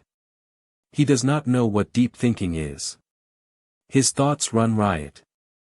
There is a great deal of confusion in his mind, sometimes. It is only thinkers, philosophers and yogins who have well-defined, clear-cut, mental images. They can be seen through clairvoyance very vividly. Those who practice concentration and meditation develop strong, well-formed mental images. Most of your thoughts are not well-grounded. They come and slip away. They are, therefore, vague and indefinite. The images are not clear, strong and well-defined. You will have to reinforce them by clear, continuous and deep thinking. Through vikara, ratiocination, jnana or deep reflection and meditation, you will have to make the thoughts settle down and crystallize into a definite shape. Then the philosophical idea will become firm. Through right thinking, reasoning, introspection and meditation, you will have to clarify your ideas. Then confusion will vanish. The thoughts will get settled and well-grounded. Think clearly. Clarify your ideas again and again. Introspect in solitude. Purify your thoughts to a considerable degree. Silence the thoughts. Don't allow the mind to bubble. Let one thought wave rise and settle down calmly. Then allow another thought to enter. Drive off all extraneous thoughts that have no connection with the subject matter you are handling at the present moment. Sadhana for deep and original thinking. Most of us do not know what right thinking is. Thinking is shallow in the vast majority of persons. Deep thinking is given to few. Thinkers are very few in this world. Deep thinking needs intense sadhana, practice. It takes innumerable births for the proper evolution of the mind. Then only can it think deeply and properly. Independent and original thinking is resorted to by the Vedantins. Vedantic sadhana, jnana, reflection, demands a sharp intellect. Hard thinking, persistent thinking, clear thinking, thinking to the roots of problems, to the very fundamentals of the situation, to the very presuppositions of all thoughts and being is the very essence of Vedantic sadhana. You will have to abandon an old idea, however strong and ingrained it may be, when you get a new elevating idea in its stead. If you have no courage to face the results of your thinking, to swallow the conclusions of your thinking, whatever they may mean to you personally, you should never take the trouble to philosophize. Take up to devotion. Meditation for applied and sustained thinking. Being a great force, thought carries tremendous power. It becomes a matter of great moment to know how to use this power in the highest possible way and to the greatest possible effect. This can best be done by the practice of meditation. Applied thinking applies the mind to the object and sustained thinking keeps it continually engaged. Rapture brings about the expanding and bliss of the developing mind whose motives for non-distraction have been accomplished by those two kinds of thinking. Meditation can arise when applied and sustained thinking, rapture, bliss and collectedness of mind arise. Acquire creative thought power. Thought is a vital living force, the most vital, subtle and irresistible force that exists in the universe. Thoughts are living things, they move, they possess form, shape, color, quality, substance, power and weight. Thought is the real action, it reveals itself as a dynamic force. A thought of joy creates sympathetically a thought of joy in others. The birth of a noble thought is a potent antidote to counteract an evil thought. Through the instrumentality of exercised positive thought, we come to acquire creative power. Develop individuality, resist suggestions. Do not be easily influenced by the suggestions of others. Have your own sense of individuality. A strong suggestion, though it does not influence the subject immediately, will operate in due course. It will never go in vain. We all live in a world of suggestions. Our character is daily modified unconsciously by association with others. We unconsciously imitate the actions of those whom we admire. We daily absorb the suggestions of those with whom we come in daily contact. We are acted upon by these suggestions. A man of weak mind yields to the suggestions of a man of strong mind. The servant is always under the influence of the suggestions of his master. The wife is under the influence of the suggestions of her husband. The patient is under the influence of the suggestions of the doctor. The student is under the influence of the teacher. Custom is nothing but the product of suggestion. The dress that you put on, the manners, the behavior and even the food that you eat are all the outcome of suggestions only. Nature suggests in various ways. The running rivers, the shining sun, fragrant flowers, the growing trees, are all incessantly sending you suggestions. Supernormal powers by thought discipline. A powerful occultist hypnotizes the whole audience collectively through his power of concentration and will and performs the rope trick. He throws a red rope in the air, gives suggestion to the onlookers that he will climb in the air through this rope and disappears from the platform in the twinkling of an eye. But nothing is recorded and a photograph is taken. Understand and realize the powers of thought. Unfold the hidden powers or occult faculties. Close the eyes. Concentrate. Explore the higher regions of the mind. You can see distant objects, hear distant voices, send messages to distant places, heal persons who are at a distance and move about to a distant place in the twinkling of an eye. Chapter 6. Thoughts, their varieties and their conquest. Get over gloomy thoughts. Very carefully watch all your thoughts. Suppose you are assailed by gloomy thoughts. You experience depression. Take a small cup of milk or tea. Sit calmly. Close your eyes. Find out the cause for the depression and try to remove the cause. The best method to overcome the gloomy thoughts and the consequent depression is to think of inspiring thoughts and inspiring things. Remember again, positive overcomes negative. This is a grand effective law of nature.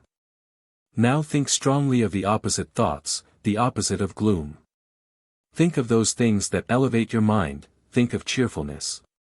Imagine the advantage of cheerfulness. Feel that you are in actual possession of this quality. Again and again repeat the formula, "Oh, I'm cheerfulness," mentally. Feel, "I am very cheerful." Begin to smile and laugh several times. Sing, sometimes this can elevate you quickly. Singing is very beneficial to drive off gloom. Chant Om loudly several times. Run in the open air. The depression will vanish soon. This is the Pratipaksha Bhavana method of Raja Yogins. This is the easiest method. The method of driving gloom by force, by willing, by assertions, by command, taxes the will very much, although it is the most efficient. It demands great strength of will. Ordinary people will not succeed. The method of displacing or dislocating the negative feeling by substituting the opposite, positive feeling, is very easy. Within a very short time, the undesirable feeling vanishes. Practice this and feel. Even if you fail several times, continue. You will be successful after some sittings and some practice. You can treat in the same manner other negative thoughts and feelings as well. If there is the feeling of anger, think of love. If there are thoughts of jealousy, think of the advantages of charitableness and magnanimity. If there are thoughts of gloom, then think of some inspiring scenery that you saw some time ago, or recall to mind some inspiring passage. If there is harshness of heart, think of mercy. If there is lust, think of the advantage of celibacy. If there is dishonesty, think of honesty, integrity. If there is miserliness, think of generosity in generous persons. If there is infatuation or moha, think of discrimination in atmic vikara. If there is pride, think of humility. If there is hypocrisy, think of frankness and its invaluable advantages. If there is jealousy, think of nobility and magnanimity. If there is timidity, think of courage, and so on. You will drive off the negative thoughts and feelings and will be established in a positive state. Practice of a continued type is essential. Be careful in the selection of your companions. Talk very little and that, too, on useful matters. Victory over intrusive thoughts. In the beginning of your practice of thought control you will experience great difficulty. You will have to wage war with them. They will struggle their level best for their own existence. They will say, "We have every right to remain in this palace of mind. We have a sole monopoly from time immemorial to occupy this area.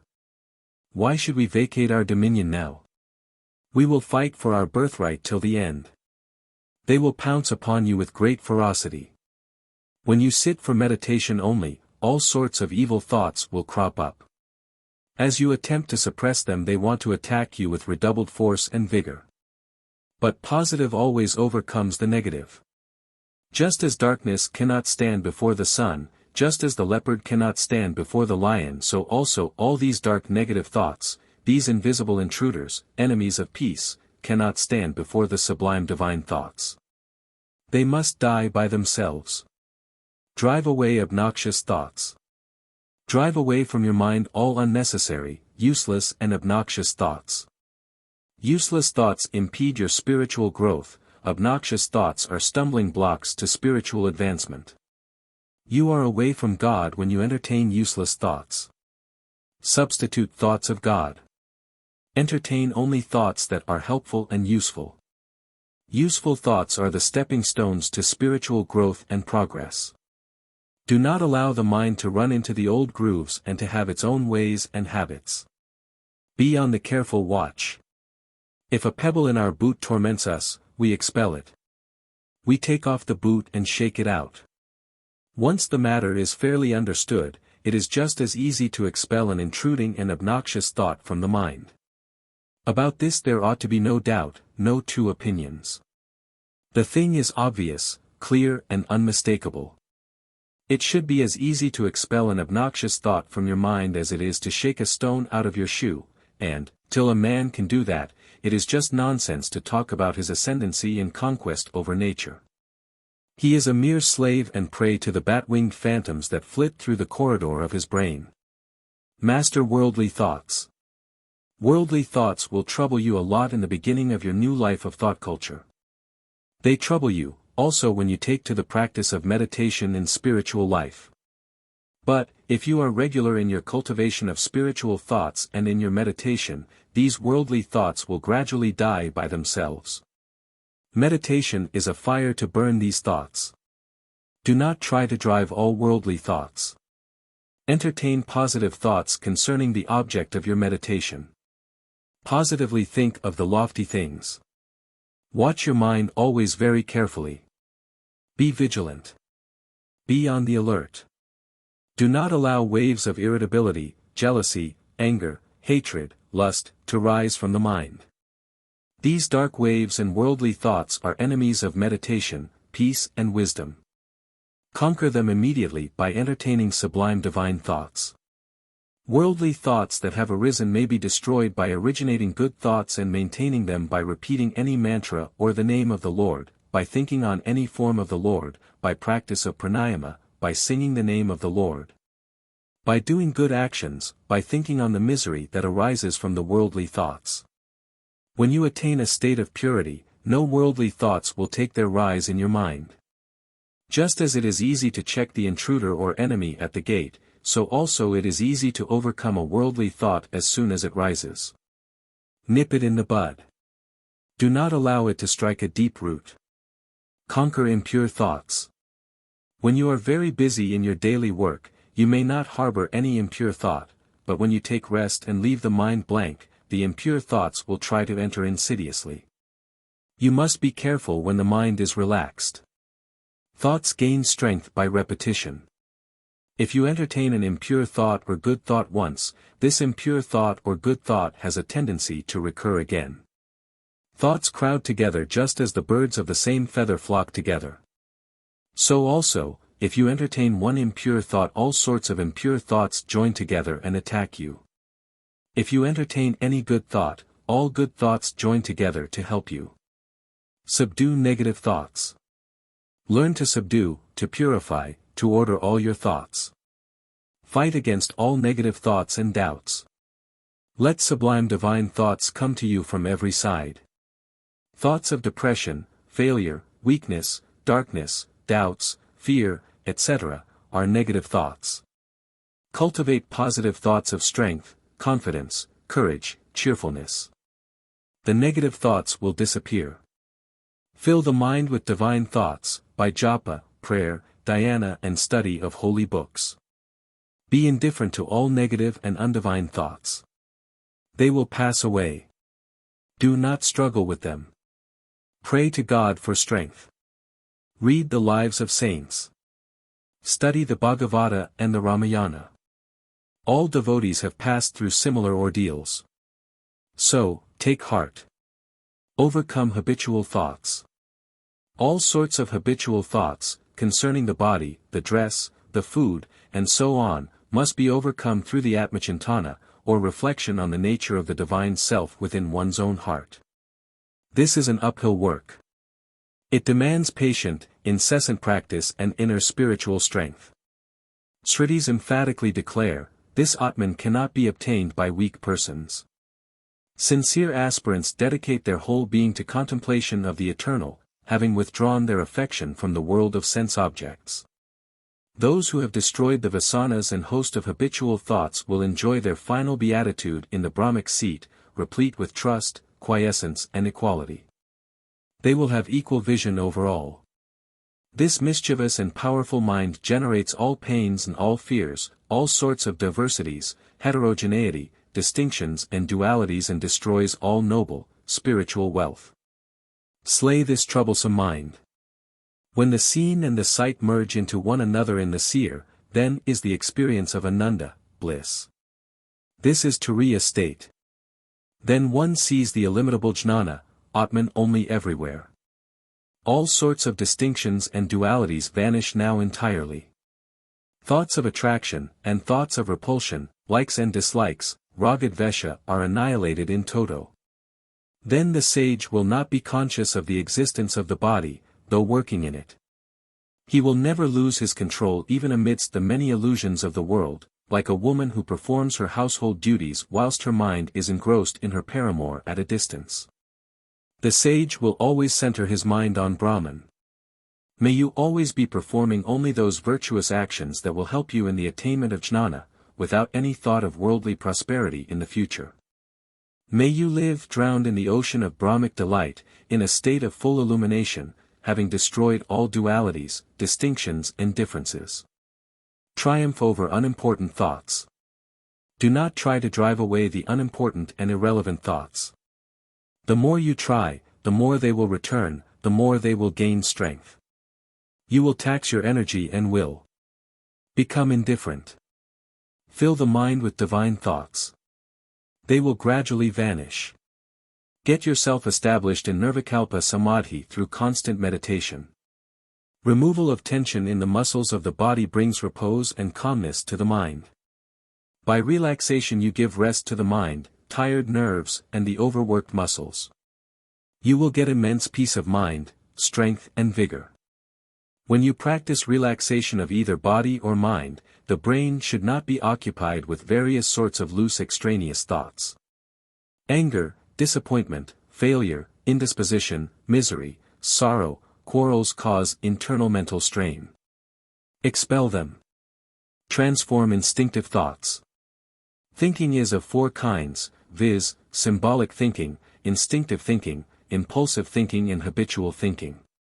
Thinking through words is symbolic thinking. Instincts are more powerful than impulses. Thoughts of body, food, drink, bath, etc., are habitual thinking. You can stop easily symbolic thinking. It is difficult to stop instinctive and impulsive thinking. Mental poise and calmness may be brought about by the eradication of worry and anger. Fear really underlies both worry and anger. Be careful and thoughtful. All unnecessary worries should be avoided. Think of courage, joy, bliss, peace and cheerfulness. Sit for 15 minutes in a relaxed state in an easy comfortable position. You can lie on an easy chair. Close your eyes. Withdraw the mind from outside objects. Still the mind. Silence the bubbling thoughts. Lessen the number of habitual thoughts. Generally, in untrained persons, 4 or 5 kinds of thoughts occupy the mind at a time. Household thoughts, business thoughts, thoughts of office, thoughts of body, thoughts of food and drink, hope and anticipation, some kind of planning to get money, some kind of thoughts of revenge. Some habitual thoughts of answering calls of nature, bathing, etc. Occupy the mind at a time. When you are studying a book with interest at 3:30 p.m., the idea of pleasure of witnessing a cricket match at 4 p.m. disturbs your study every now and then. It is only a yogi with one pointed mind, who can have only one thought at a time and can keep it as long as he likes. If you watch the mind carefully, you will find that many thoughts are inconsistent. The mind wanders at random aimlessly. There will be some thoughts of the body and its wants, some thoughts of friends, some thoughts of acquiring money, some thoughts of eating and drinking, some thoughts of your boyhood, etc.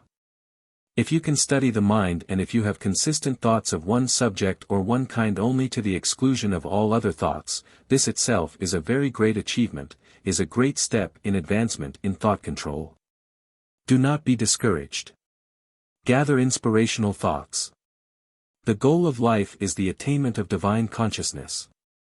This goal is the realization that you are neither this perishable body nor that changing and finite mind, but you are all pure, ever-free Atman. Remember always this inspiring thought, Ahonitya Sasvatoyam Purano, unborn, eternal, permanent is this ancient one. This is your real nature.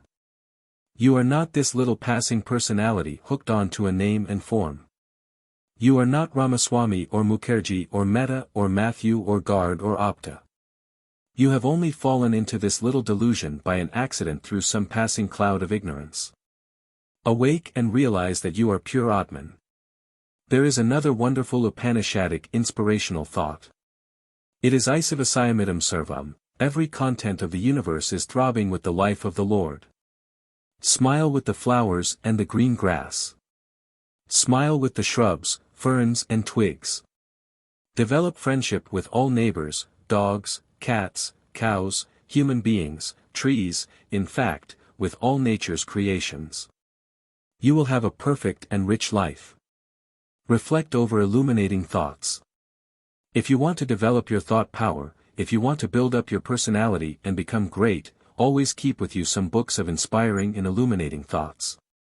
Read them over and over again, until they become part of your daily action and living. Here is a list of some illuminating thoughts, for reflection.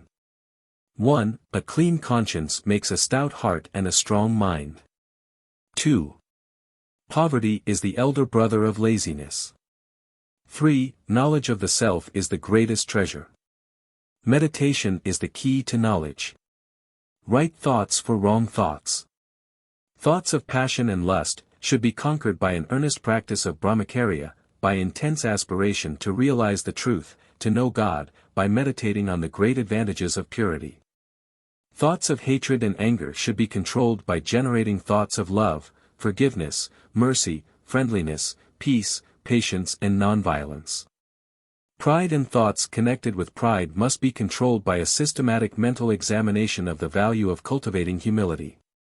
Thoughts of greed, grabbing and possessiveness should be dispelled by pursuit of honesty, disinterestedness, generosity, contentment and non-covetousness. Nobility and magnanimity, complacency and greatness of heart, will help you get over all thoughts of narrowness, jealousy, meanness. Delusion and infatuation are best conquered by the development of discrimination. Vanity is overcome by a many-sided simplicity, arrogance by politeness. The gamut of thoughts. There are various kinds of thoughts. There are instinctive thoughts. There are visual thoughts. There are auditory thoughts, thinking in terms of hearing. There are symbolic thoughts, thinking in terms of symbols. Some thoughts are habitual. There are kinesthetic thoughts, thinking in terms of movement, as in playing a game. There are emotional thoughts. Thoughts change from the visual stage to auditory stage and from auditory to kinesthetic. There is intimate connection between thinking and respiration as there is close relation between mind and prana. When the mind is concentrated, breathing becomes slow. If one thinks fast, the respiration also becomes fast. There is a thought-reading machine known as psychograph which registers correctly the type of thoughts. Mean thoughts and moral development. Uncontrolled thoughts are the roots of all evils. Each thought by itself is extremely weak, because the mind is generally distracted by countless and ever-varying thoughts. The more the thoughts are restrained, the more is the mind concentrated, and consequently the more does it gain in strength and power. It demands patient work to destroy mean and base thoughts. But the entertainment of sublime thoughts is the easiest and rapid method of destroying base thoughts. Ignorant of the laws of thoughts, the worldly-minded individual falls a prey to all sorts of thoughts of hatred, anger, revenge, lust, and grows weak-willed, deficient in powers of discernment, and slave of the adverse subtle workings of the mind. The best method of gaining mental power is by entertaining sublime, noble and good thoughts and through their aid controlling the dissipative, distractive, diversifying, worldly and base thoughts. When all evil thought harasses the mind, the best method of conquering it is by ignoring it. How can we ignore an evil thought? By forgetting it. How can we forget? By not indulging in it again, and also by not brooding over it. How can we prevent the mind from indulging in it again or brooding over it? By thinking of something very interesting, something sublime and inspiring. Ignore, forget, think of something inspiring. These three constitute the great sadhana for establishing mastery over evil thoughts. Chapter 7. Positive Methods for Thought Control. Thought control by practice of concentration. Silence the bubbling thoughts. Calm the surging emotions. Concentrate on a concrete form in the beginning. Concentrate on a flower, on the form of Lord Buddha, on any dream picture, on the effulgent light of the heart, on the picture of any saint, or your Ishta Devata. Have 3 or 4 sittings, early morning, 8 a.m., 4 p.m. and 8 p.m. Devotees concentrate on the heart, Raja Yogins on Trikuti, the seat of the mind, Vedantins on the Absolute. Trikuti is the space between the eyebrows. You can also concentrate on the tip of the nose, the navel, or the Muladhara, below the last vertebra of the spinal column. When irrelevant thoughts enter the mind, be indifferent. They will pass away. Do not drive them forcibly. They will persist and resist. It will tax your will. They will enter with redoubled force. But substitute divine thoughts. Irrelevant thoughts will gradually fade out. Be slow and steady in the practice of concentration. Concentration is practiced for stopping the modification of the mind. Concentration is holding the mind to one form or object for a long time. To remove the tossing of the mind and various other obstacles which stand in the way of one-pointedness, the practice of concentration on one thing alone should be made. Concentration is opposed to sensuous thoughts and desires, bliss to flurry and worry, sustained thinking to perplexity, applied thinking to sloth and torpor, rapture to ill will. It is easy to concentrate the mind on external objects. The mind has a natural tendency to go outwards. Keep the picture of Sri Krishna, Rama, Narayana, Devi or Lord Jesus or any picture, in front of you. Look at it steadily without winking. Gaze at the head, then at the body, then at the legs. Repeat the same process again and again. When your mind calms down, look at a particular spot only, then close the eyes and mentally visualize the picture. You should be able to visualize the picture very clearly even in its absence. You will have to call up the mental picture at a moment's notice. Keep it there steadily for some time. This is concentration. You will have to practice this daily. If you want to increase your power of concentration, you will have to reduce your worldly desires and activities. You will have to observe silence every day for some hours. Then only can the mind concentrate very easily and without difficulty. In concentration you will have only one thought or wave in the mind lake. The mind assumes the form of only one object. All other operations of the mind are suspended. Thought control by a positive attitude. Try to acquire the power of closing yourself against detrimental or undesirable thoughts and influences by making yourself positive by a particular attitude of the mind. By so doing, you may be receptive to all higher impulses of the soul within and to all higher forces and influences from without. Make a suggestion to yourself: I close myself. I make myself positive to all things below and open and receptive to all higher influences, to all things above. By taking this attitude of the mind, consciously, now and then, it soon becomes a habit. All the lower and undesirable influences from both the seen and the unseen sides of life are closed out while all higher influences are invited and, in the degree that they are invited, they will enter. In the mind there is doubt. There is reality also. A doubt arises whether there is a God or not. This is termed samsayabhavana. Another doubt crops up whether I can realize Brahman or not. Then another voice tells, God or Brahman is real. He is a solid, concrete reality as an amulika fruit in my hand. He is a mass of knowledge and ananda, prajnanagana, chijana, and indagana. I can realize. We have clearly understood something and these ideas are well grounded and ingrained. Some ideas are hazy and not firm. They come and go. We will have to cultivate ideas and ground them till they are firmly fixed and implanted. Clarification of ideas will remove perplexity and confusion in the mind. When a doubt arises, whether there is God or not, whether I will succeed in self-realization or not, it must be dispelled by well-directed suggestions and affirmations such as, it is true, I will succeed. There is no doubt of this. In my dictionary, in my vocabulary, there are no such words as can't, impossible, difficult, etc. Everything is possible under the sun. Nothing is difficult when you strongly make up your mind. Strong determination and firm resolution will bring sanguine success in every affair or undertaking, and particularly so in the conquest of mind. Thought control by non-cooperation. Non-cooperate with the mind in its evil wanderings. Gradually the mind will come under your control. Here is the practical method to non-cooperate with the mind.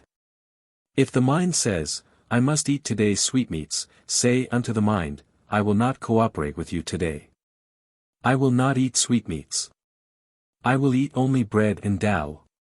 If the mind says, I must go to cinema, say unto the mind, I will attend the satsanga of Swami Ramananda and hear his discourses on the Upanishads. If the mind says, I must wear a silk shirt, say unto the mind, I will not wear in future any silk clothing, I will wear only cotton. This is the method to non-cooperate with the mind. Non-cooperation with the mind is swimming against the sensual currents.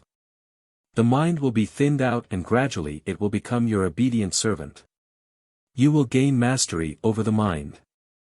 The self-controlled man, moving among the objects with senses under restraint and free from attraction and repulsion, attains to peace.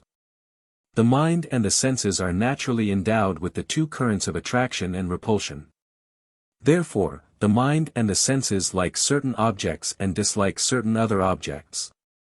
But the disciplined man moves among the sense objects with a mind and senses free from attraction and repulsion, mastered by self, and attains the peace of the eternal. The disciplined self has a very strong will. Therefore, the senses and mind obey his will. The disciplined self takes only those objects which are quite necessary for the maintenance of the body without any love or hatred. He never takes those objects which are forbidden by the sastras. Art of thinning out thoughts. In the rubber plantations, planters take recourse to the method of thinning out the rubber trees by cutting the small surplus trees which stand in the vicinity of big trees. By so doing they can tap more milk, rubber juice, from the big trees. Even so, you must thin out the thoughts by destroying them one by one in order to drink the ambrosial milk or nectar of immortality. Just as you retain only the good fruits from the basket and discard the bad ones, so also, keep good thoughts in your mind and reject evil ones.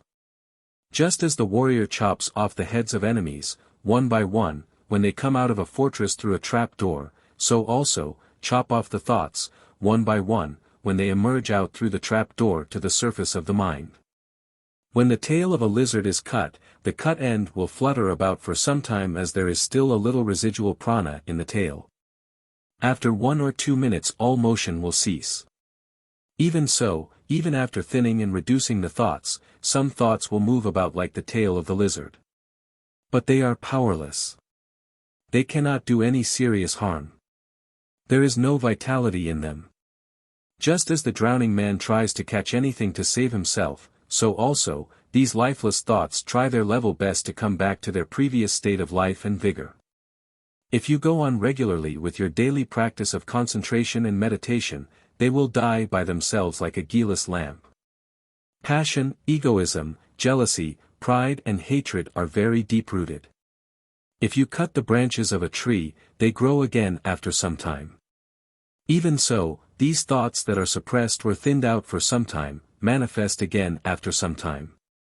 They should be completely rooted out by strenuous efforts, vichara, meditation, etc. Thought control by Napoleon's method.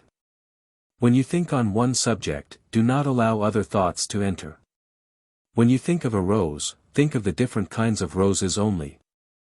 Do not allow other thoughts to enter. When you think of mercy in mercy only.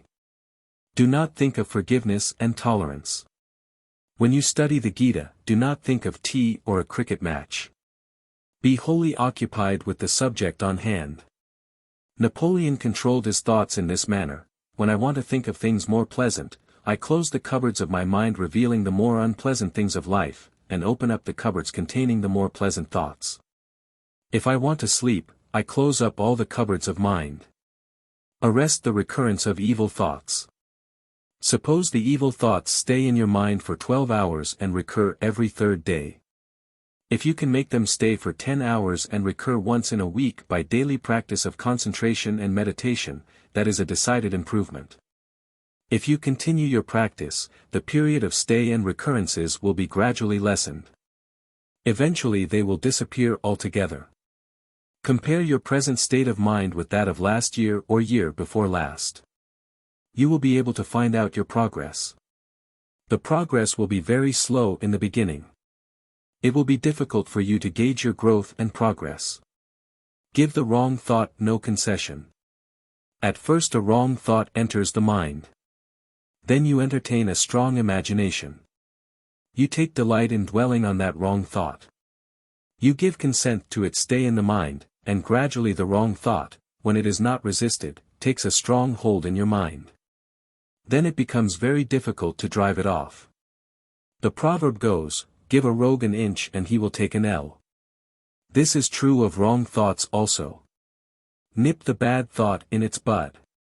Just as you close your door or gate when a dog or an ass tries to come in, so also, close your mind before any evil thought can enter and produce an impression on your physical brain.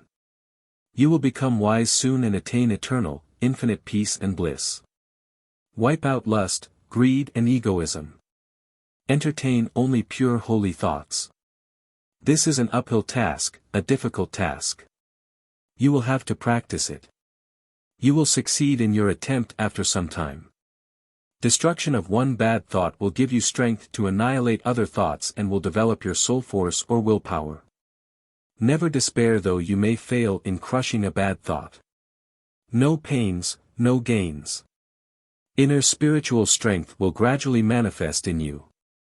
You can feel this. Spiritual practice for elimination of evil thoughts.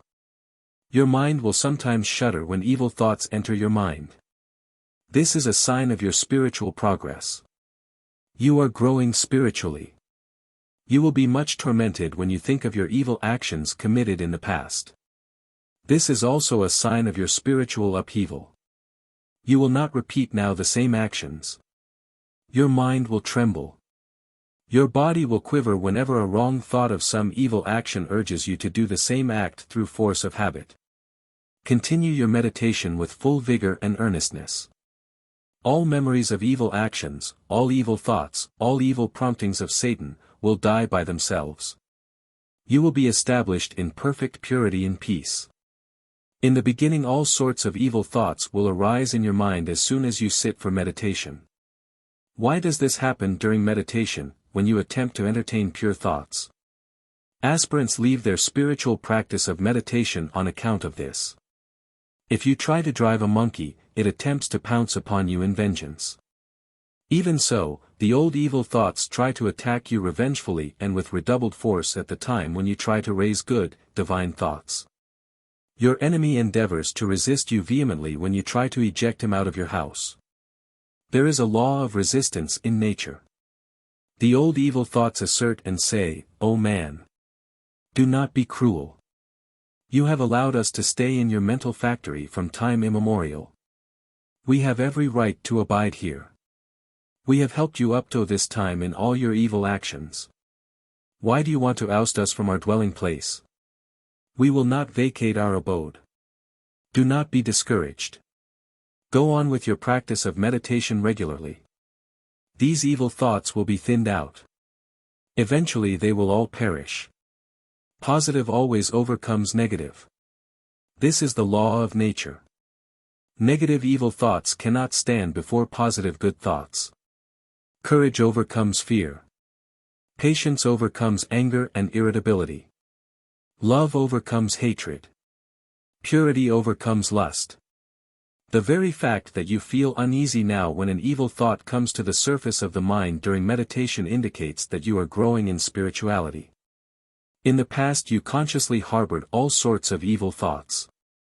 You welcomed and nourished them. Persist in your spiritual practices. Be tenacious and diligent. You are bound to succeed.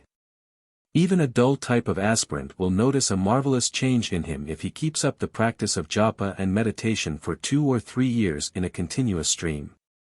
Now he cannot leave the practice. Even if he stops his practice of meditation for a day, he will actually feel that he has lost something on that day. His mind will be quite uneasy. Best remedies for evil thoughts. When the mind is vacant, evil thoughts try to enter. Evil thinking is the beginning or starting point of adultery. Through a lustful look only, you have already committed adultery in the heart. Mental actions are the real actions. Remember this. God judges a man by his motives. Worldly people judge a man by his external physical actions. You will have to look to the motive of the man. Then you will not be mistaken. Keep the mind fully occupied. Then evil thoughts will not enter. An idle brain is the devil's workshop. Watch the mind every minute. Always engage yourself in some work, stitching, cleaning vessels, sweeping, drawing water, reading, meditating, counting the beads, singing divine songs, praying, serving the elders or nursing the sick. Avoid loose talk and gossip. Fill the mind with sublime thoughts, such as those contained in the Gita, the Upanishads, the Yogavasisha, etc. Daily discipline of thoughts. The mind is a mischievous imp. It is like a jumping monkey. It must be disciplined daily. Only then will it gradually come under your control. It is only by the practical training of your mind that you can prevent bad thoughts and actions from arising and can ward off bad thoughts and actions that have arisen from recurrence. It is only by practical training of your mind that you can encourage good thoughts and actions to arise, and can sustain good thoughts and actions when they have arisen. Here is a beautiful daily exercise for mental relaxation. It will pour into you great inspiration and strength. Close the eyes. Think of anything that is pleasant. This will relax the mind in a wonderful manner. Think of the mighty Himalayas, the sacred Ganga, the striking scenery in Kashmir, the Taj Mahal, the Victoria Memorial in Calcutta, a lovely sunset, the vast expanse of ocean or the infinite blue sky. Imagine that the whole world and your body are floating like a straw in this vast ocean of spirit. Feel that you are in touch with the Supreme Being. Feel that the life of the whole world is pulsating, vibrating and throbbing through you. Feel that Lord Hiranyagarbha, the ocean of life, is gently rocking you on his vast bosom. Then open your eyes. You will experience immense mental peace, vigor and strength. Practice this and feel. Thoughts and the snake analogy. Just as fruit is born of the seed, so also deeds are born of thoughts. Good thoughts generate good actions. Evil thoughts produce evil actions. Harbor good thoughts. Repel evil thoughts. If you cultivate good thoughts by satsanga, study of religious books, prayer, etc., evil thoughts will die by themselves. Just as you remove at once the pebble in your shoe that troubles you, so also, you must be able to remove at once any tormenting thought from your mind. Only then have you gained sufficient strength in the control of thought. Only then have you attained some real progress in the spiritual path. When you give a blow on the head of a snake with a stick and crush its head, it remains absolutely motionless for some time. You think it is dead. All of a sudden it raises its head and runs away. Even so, the thoughts that were once crushed and suppressed by you regain strength and raise their heads. They must be destroyed totally beyond resurrection. World conquest by thought conquest. Control the thoughts or sankalpas. Avoid imagination or daydreaming. The mind will be annihilated. Extinction of sankalpas alone is moksha or release. The mind is destroyed when there is no imagination. The experience of the world illusion is due to your imagination. It vanishes away when imagination is completely stopped. Victory over thoughts is really a victory over all limitations, weakness, ignorance and death. The inner war with the mind is more terrible than the outer war with the machine guns. Conquest of thoughts is more difficult than the conquest of the world by the force of arms. Conquer your thoughts and you would conquer the world. Form a divine channel for thought force. Thoughts generally flow with ease towards external objects. The mind can very easily think of worldly objects. It is its svabhava. Mental force can easily flow in the old grooves and avenues of mundane thoughts. It finds it extremely difficult to think of God. It is an uphill work for a samsaric mind of Vyavahara. The difficulty in weaning the mind from worldly thoughts, from external objects, and fixing it on God is the same as in making the Ganga flow towards Gangotri instead of its natural flow towards Gangasagar. It is like rowing against the current of the Yamuna. Still, through strenuous efforts and tyaga it must be trained to flow towards God, much against its will, if you want to free yourself from birth and death. There is no other go if you want to escape from worldly miseries and tribulations. Role of vigilance in thought control. It is very difficult to fix the mind on one thought in the beginning. Diminish the number of thoughts. Try to think of only one subject. If you think of rose you can have all sorts of thoughts connected with rose only. You can think of different kinds of roses that are grown in different parts of the world. You can think of the various preparations that are made out of roses and their uses. You can allow even thoughts of other kinds of flowers to enter, but do not entertain thoughts of fruits and vegetables. Check the aimless wandering state of the mind.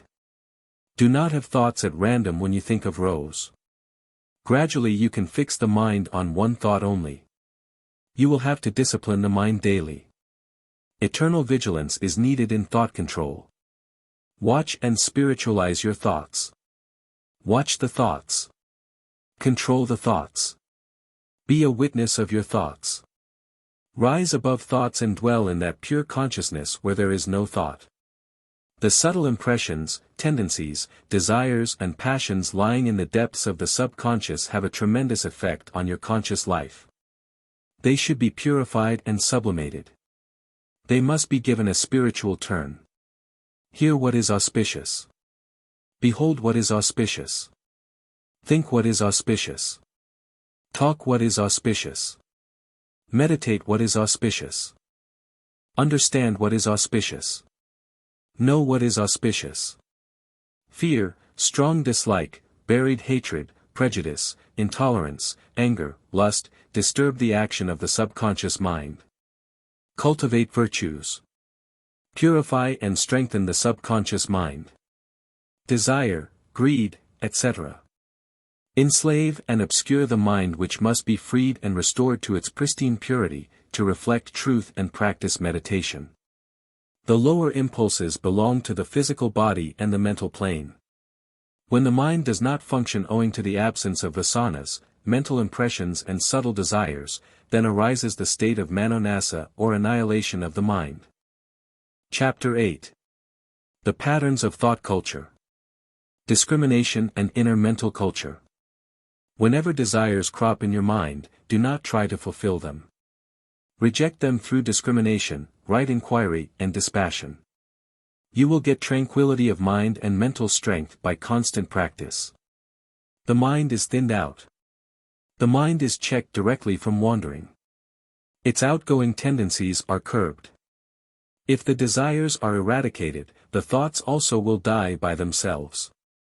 The mind is detached from the manifold sense objects by continually observing their defects and is fixed on Brahman.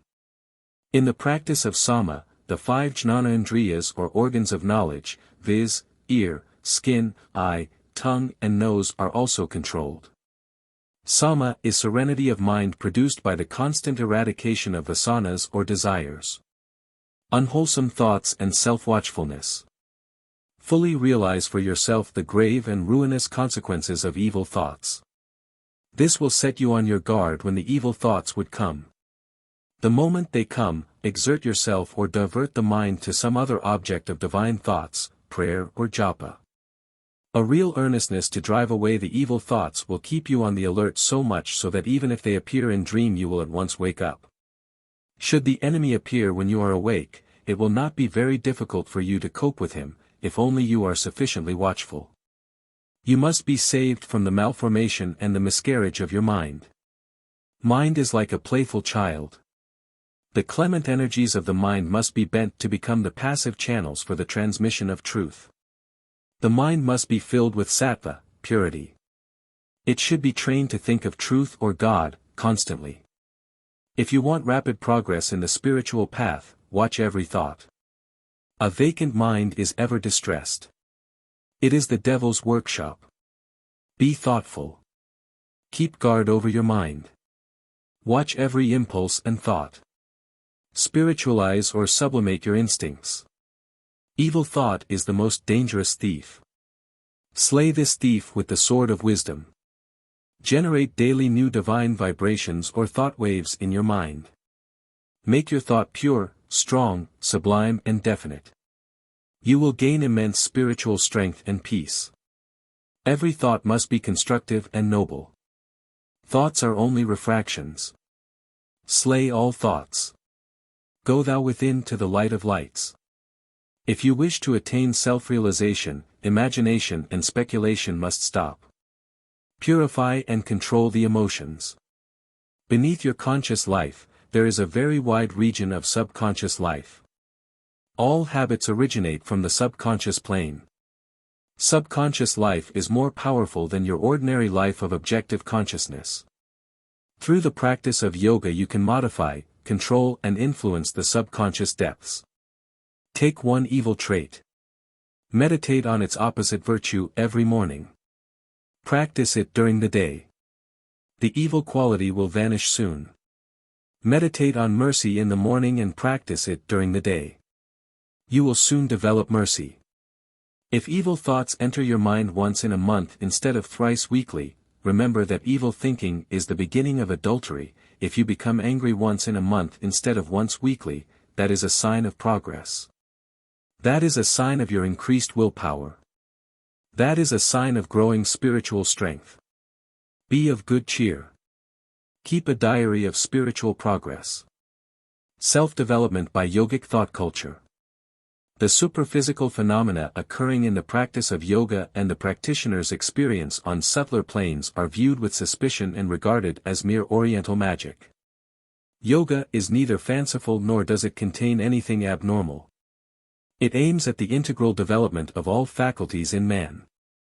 It is the time-tested, rational way to a fuller and more blessed life that will naturally be followed by one and all in the world of tomorrow. All methods of yoga have ethical training and moral perfection as their basis. The eradication of vices and the development of certain virtues form the first step in the ladder of yoga.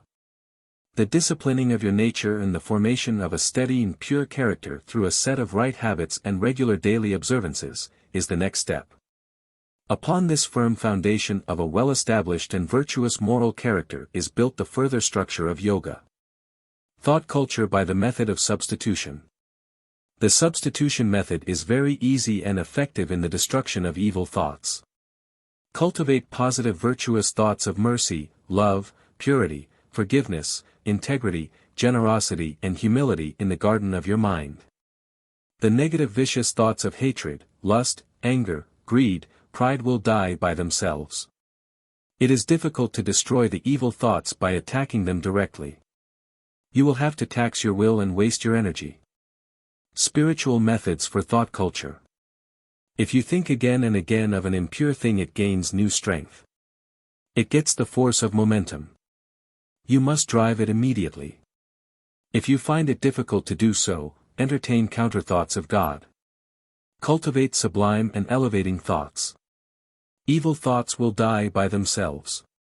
A noble thought is a potent antidote to counteract an evil thought. This is easier than the former method. By repetition of God's name, thousands of times daily, good thoughts gain new strength. By repeating Aham Brahma Asmi 1,000 times daily, the idea that you are the spirit, Atman, becomes stronger. The idea that you are the body becomes weaker and weaker. If evil thoughts enter your mind, don't use your will force in driving them. You will lose your energy only. You will tax your will only. You will fatigue yourself. The greater the efforts you make, the more the evil thoughts will return with redoubled force. They will return more quickly also. The thoughts will become more powerful. Be indifferent. Keep quiet. They will pass off soon. Or substitute good counter thoughts, Pratipaksha Bhavana method. Or think of the picture of God and the mantra again and again forcibly. Or pray. The importance of thought culture. Thought culture is a vital subject. Very few people know this art or science. Even the so-called educated people are unaware of this fundamental education. All are victims of random thinking. All sorts of loose thoughts of diverse kinds come and go in the mental factory. There is neither rhythm nor reasoning.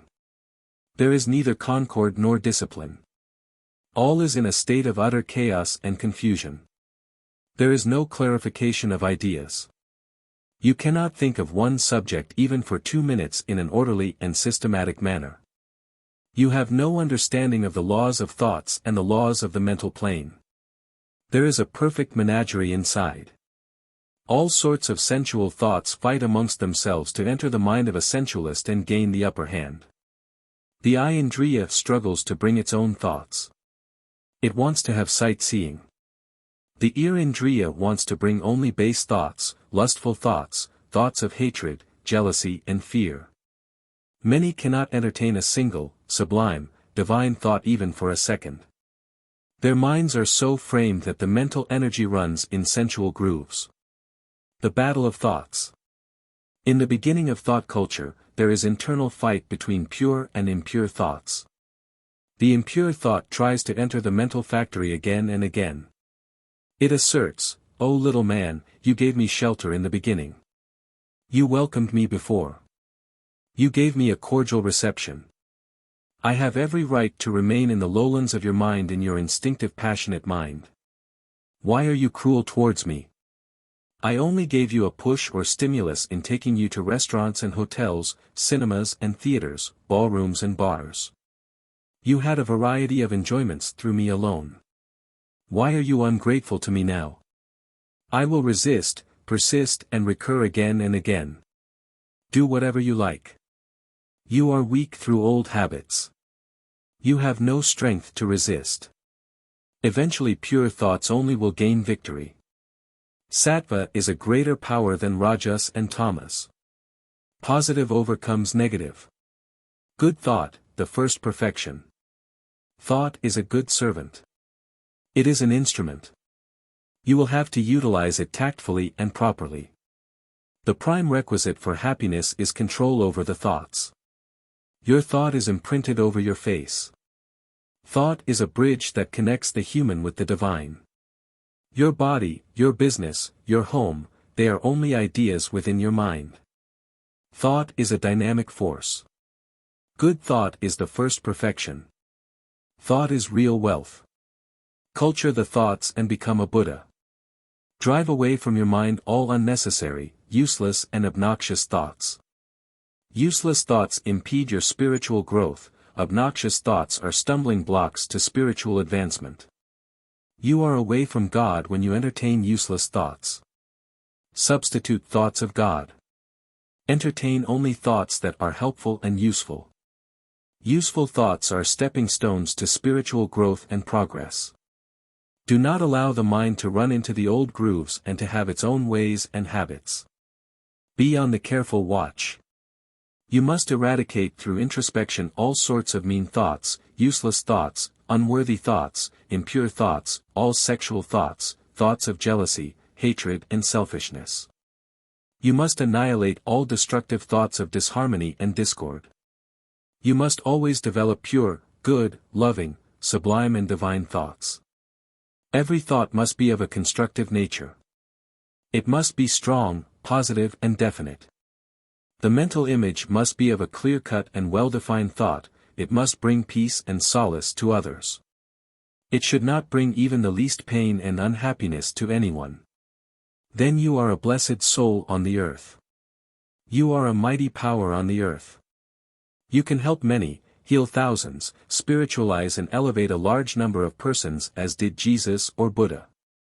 Just as you grow jasmine, rose, lily, Honolulu flowers in a garden, so also you should cultivate the flowers of peaceful thoughts of love, mercy, kindness, purity in the vast garden of Antakarana. Through introspection, you will have to water this garden of mind, with meditation and sublime thinking remove the weeds of vain, useless, discordant thoughts. Avoid thoughts of another man's defects. The nature of the mind is such that it becomes that which it intensely thinks of. Thus if you think of the vices and defects of another man, your mind will be charged with these vices and defects at least for the time being. He who knows this psychological law will never indulge in censuring others or in finding fault in the conduct of others, will see only the good in others, and will always praise others. This practice enables one to grow in concentration, yoga and spirituality. Last thought determines next birth. The last thought of a man governs his future destiny.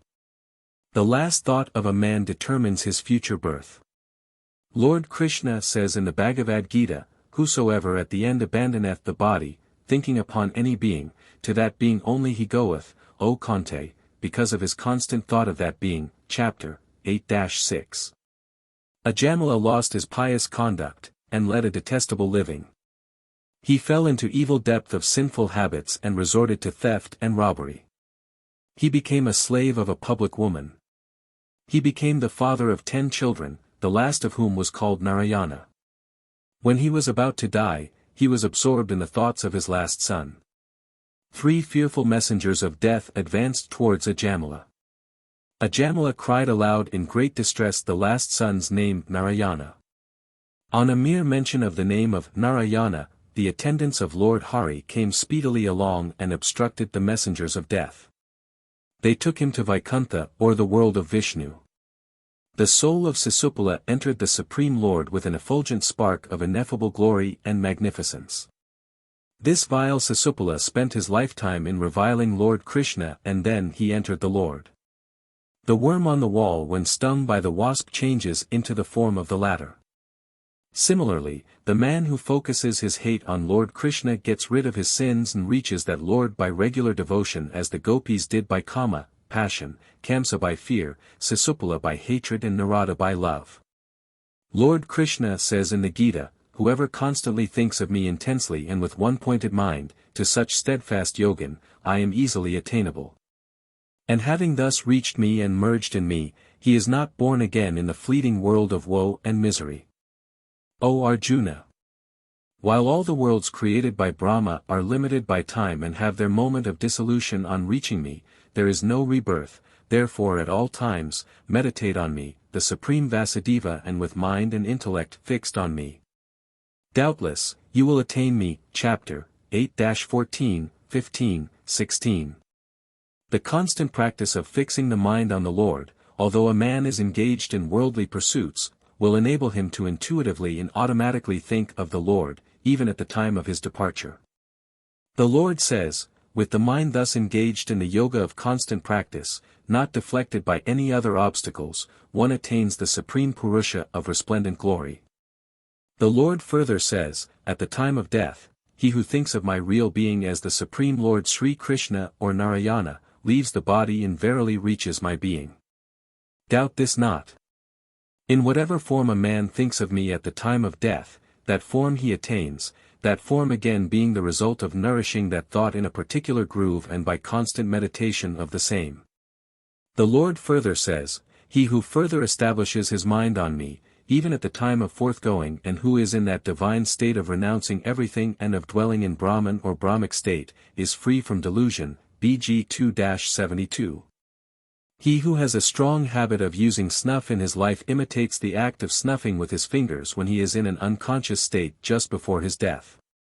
So strong is the habit of snuffing in this man. The last thought of a licentious man will be the thought of his woman. The last thought of an inveterate drunkard will be that of his peg of liquor. The last thought of a greedy money-lender will be that of his money. The last thought of a fighting soldier will be that of shooting his enemy. The last thought of a mother who is intensely attached to her only son will be that of her son only. Raja Bharata nursed a deer out of mercy and became attached to it. His last thought was the thought of that deer. Hence he had to take the birth of a deer, but he had memory of his last birth as he was an advanced soul. The last thought of a person will be the thought of God only, if that person has disciplined his mind all throughout his life and has tried to fix it on the Lord through constant practice. It cannot come by a practice in a day or two, in a week or a month. It is a lifelong endeavor and struggle. The last thought determines the next birth. The last prominent thought of one's life occupies the mind at the time of death. The predominant idea at the time of death is what in normal life has occupied his attention most. The last thought determines the nature of character of the body to be attained next. As a man thinketh, so shall he become. The background of sattvic thought. The vast majority of people will always want something concrete to hold on, something around which, as it were, to place their ideas, sometimes which will be the center of all thought forms in their minds. That is mind's very nature. A background of thought is needed for fixing the mind. Have a sattvic background of thought of mental image. The mind assumes the shape of any object it intensely thinks upon. If it thinks of an orange, it assumes the shape of an orange. If it thinks of Lord Krishna with flute in hand, it assumes the shape of Lord Krishna. You must train the mind properly and give it proper sattvic food for assimilation. You must have sattvic background of thought to take you to the goal, salvation. If you are a devotee of Lord Krishna, have a background of thought of his picture and the repetition of his famous mantra Om Namo Bhagavate Vasudevaya, and his qualities, formless qualities. A Nirguna Upasaka, Vedanti, should have a background of thought of Om, and its meaning, infinite ocean of light, Satchidananda, Vyapaka, Paripurna Atman. Work in the world and, the moment the mind is free, begin to think of the background of thought, either Saguna or Nirguna background according to taste, temperament and capacity for sadhana. By constant thinking, a habit in the mind will be formed and, without effort, the mind will run towards the background of thought. It is a pity that the vast majority of persons have no ideal, no program of life at all and no sattvic background of thought. They are doomed to failure. The background of thought of a young married lady is usually lustful. The background of thought of an old mother is the affection towards her sons and grandsons. The background of thought of the vast majority of persons is hatred and jealousy. Even the so-called educated persons with many university qualifications and academic knowledge, which is only husk when compared with spiritual knowledge, have no ideal, no program of life and no background of thought. A deputy collector, after getting pension, marries a third wife and goes on as a Diwan of a state.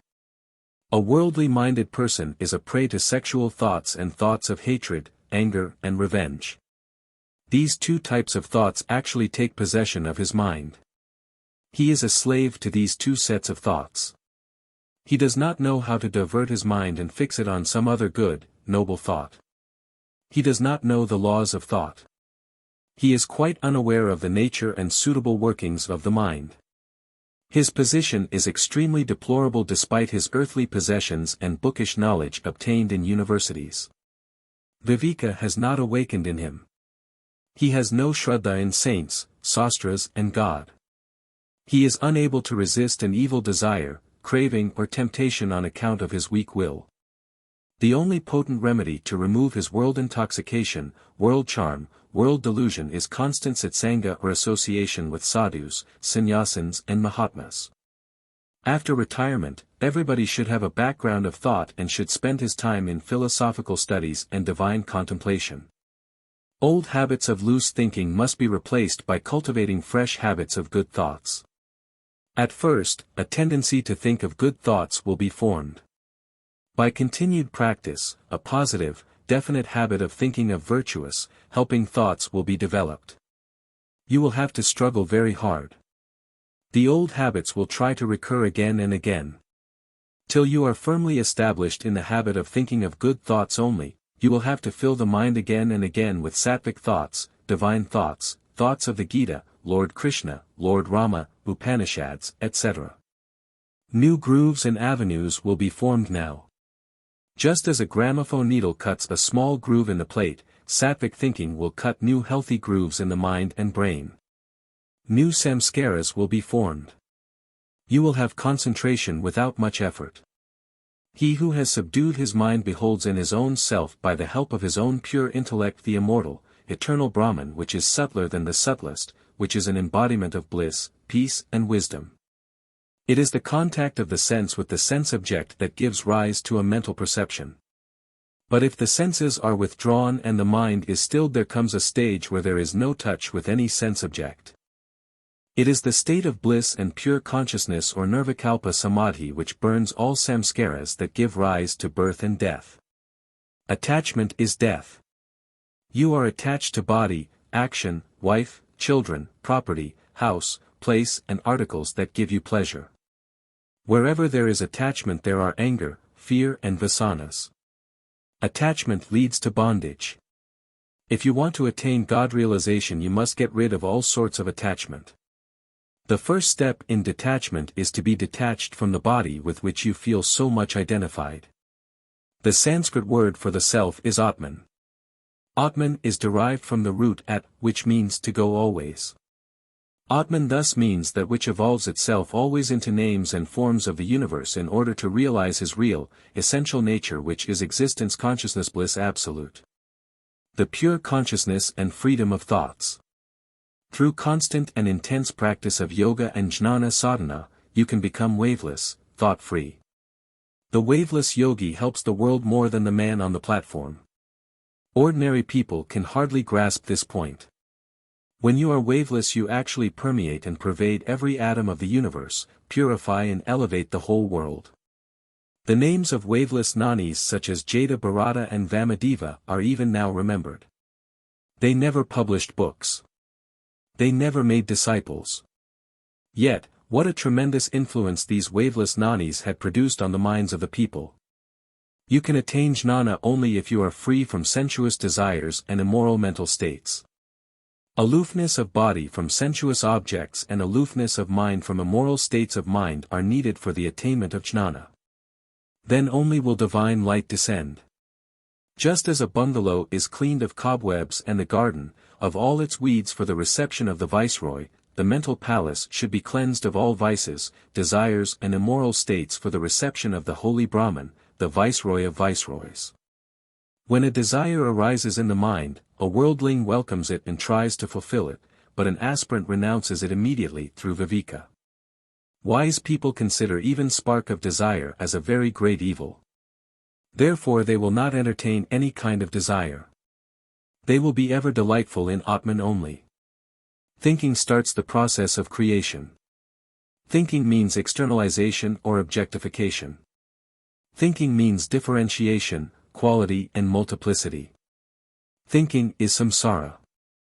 Thinking causes identification with the body. Thinking causes I-ness and mine-ness. Thinking causes time, space, etc. Stop this thinking through Vairagya and Abhyasa, and merge yourself in the pure consciousness. Where there is no thinking or sankalpa, there is absolution or jivanmukti. Chapter 9. From Thoughts to Thought Transcendence. Thoughts and Life.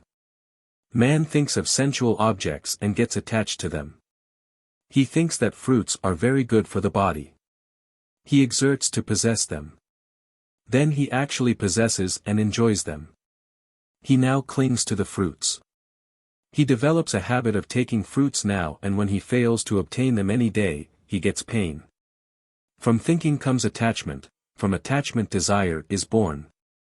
From desire proceeds anger, anger arises when desire is frustrated by some cause or the other, from anger arises delusion, from delusion, failure of memory, from failure of memory, loss of intellect, from loss of intellect man is totally ruined. If you want to attain everlasting peace, do not think of objects, but think always of the immortal blissful Atman alone. Desires by themselves are harmless. They are galvanized by the power of thought. Then only they do much havoc. Man muses or thinks on the objects of the senses. He imagines that he will get a great deal of pleasure from them. This imagination excites the desires. This power of imagination cooperates with the desires. Then the desires are invigorated or vitalized. They attack the deluded jiva vehemently. Thoughts and character. Man is not a creature of circumstances. His thoughts are the architects of his circumstances. A man of character builds a life out of circumstances. He steadily perseveres and plods. He does not look back. He marches forward bravely. He is not afraid of obstacles. He never frets and fumes. He never gets discouraged and disappointed. He is full of vigor, energy, vim and vitality. He is ever zealous and enthusiastic. Thoughts are the bricks with which character is built. Character is not born. It is formed. Determination to build definite character in life is needed. This must be followed up with persistent striving. Build your character, you can shape your life. Character is power, it is influence, it makes friends. It draws patronage and support. It creates friends and funds. It opens a sure and easy way to wealth, honor, success and happiness. Character is the determining factor in victory and defeat, success and failure, and in all the issues of life. A man of good character enjoys life herein and hereafter. Small kind acts, small courtesies, small consideration, small benevolence, habitually practiced in your social intercourse give a great charm to your character than great platform lectures, discourses, oration, exhibition of talents, etc. Strong character is formed by strong and noble thinking. A good character is the fruition of personal exertion. It is the result of one's own endeavors. It is not wealth or power nor is it mere intellect that governs the world. It is moral character associated with moral excellence that really rules the entire universe. Nothing in this world, wealth, name, fame, victory, is worth a fig or a straw, without character. Character must stand behind and back up everything. And, character is built by your thoughts. Thoughts and words. There is power in every word that is spoken. There are two kinds of vrittis or thoughts, viz., Sakti vritti and Lakshana vritti in words. In the Upanishads, the Lakshana vritti is taken. Vedas Varapoham does not mean embodiment of Vedas. The Lakshana vritti does denote Brahman, who can be reached by the study of the Upanishads alone, by the Sabdapramana alone. Mark here the power in the words. If anyone calls another Sala or Badmash or fool, he is thrown into a state of fury immediately. Fight ensues. If you address anyone as Bhagwan or Prabhu or Maharaj, he is immensely pleased. Thoughts and actions. Thoughts are dormant seeds of action. The mind's acts, and not the bodily acts, are alone true acts. It is the actions of the mind that are truly termed karmas. Thought and act are interdependent. There is no such thing as mind apart from thought. Thoughts constitute the mind. Words are nothing but the outward expressions of thoughts which are imperceptible. Actions are caused by feelings of desire and aversion, likes and dislikes. These feelings are caused by the fact that you attribute a pleasurable or painful nature to objects. Thought is finite. It is inadequate to express even temporal processes, not to speak of the absolute which is inexpressible. The body with its organs is no other than the mind. Thoughts, peace and strength. Fewer the desires, lesser the thoughts. Become absolutely desireless. The wheel of mind will stop entirely. If you reduce your wants, if you do not try to fulfill your desires, if you try to eradicate your desires one by one, your thoughts will diminish in frequency and length. The number of thoughts also per minute will diminish. Fewer the thoughts, greater the peace. Remember this always. A wealthy man who is engaged in speculation in a big city and who has a large number of thoughts has a restless mind in spite of his comforts. Whereas a sadhu who lives in the cave of the Himalayas and who is practicing thought control is very happy in spite of his poverty. Fewer the thoughts, greater the mental strength and concentration. Suppose that the average number of thoughts that pass through your brain within 1 hour is 100. If you succeed in reducing it, by constant practice of concentration and meditation, to 90, you have gained 10% of the power of concentration of mind. Every thought that is reduced adds strength and peace to the mind. Reduction of even one thought will give mental strength and peace of mind. You may not be able to feel this in the beginning as you do not possess a subtle intellect, but there is a spiritual thermometer inside to register the reduction of even a single thought. If you reduce one thought, the mental strength that you have gained by this reduction will help you to reduce the second thought easily. Thought, energy and sacred thoughts.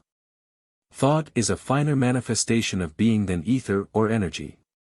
You think, because you share the universal thought. Thought is both force and motion. Thought is dynamic. Thought moves. Thought decides the future. As you think, so you become. Thought makes a saint or a sinner. Thought can shape a man. Think that you are Brahman and Brahman you become. Sacred thoughts generate and sustain divine thoughts. Thoughts of hatred interfere with the inner harmony of the heart. Every useless thought is wastage of energy. Useless thoughts are obstacles to spiritual growth. Every thought must have a definite purpose. Negative evil thoughts cannot overcome fear. Patience overcomes anger and irritability. Love overcomes hatred. Purity overcomes lust. Mind is not daily made, in every minute it changes its color and shape. Thoughts that bind. Through its power of differentiation, mind generates this universe. The expansion of the mind's thoughts toward sensual objects is bondage. The abandoning of the thoughts constitutes liberation. The mind creates, at the outset, an attachment for the body and sense objects and binds the man through this attachment. The attachment is due to the force of rajas. Sattva brings non-attachment and infuses in the mind discrimination and renunciation. It is the rajasic mind that causes the ideas, I and mine and the difference of body, caste, creed, color, order of life, etc. The poisonous tree of the Mayaic illusion grows more and more out of the seed of the mind's modification or expanded thoughts in the soil of the multifarious enjoyments of the world. From pure thoughts to transcendental experience. Thoughts are of two kinds, pure thoughts and impure thoughts. Desire to do virtuous actions, japa, meditation, study of religious books, etc., is pure thought. A desire to go to cinema, to hurt others and to seek sex relations, is impure thought.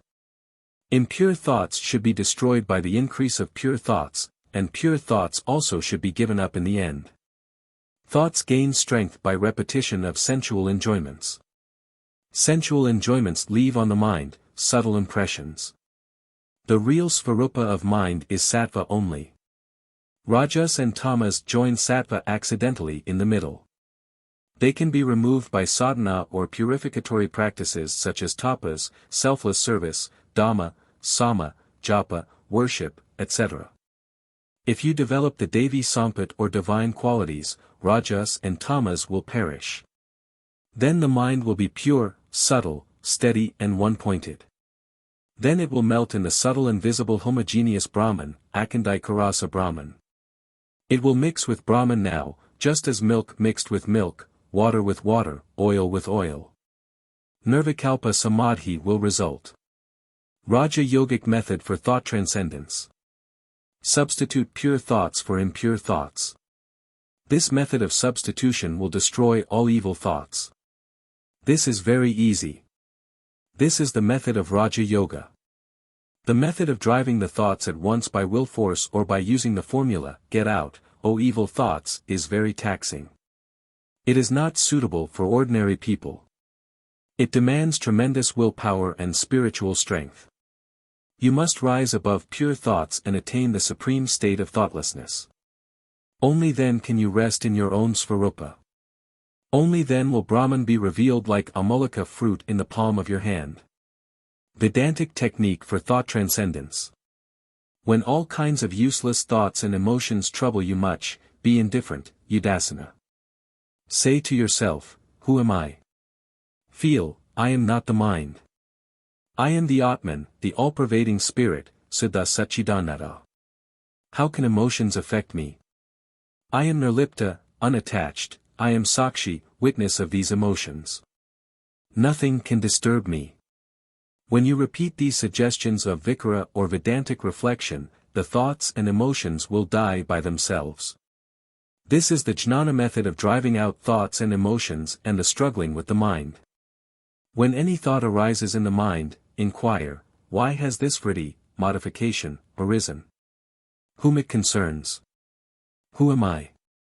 All the thoughts will die eventually. All mental activities will cease. The mind will turn inward. It will rest in Atman.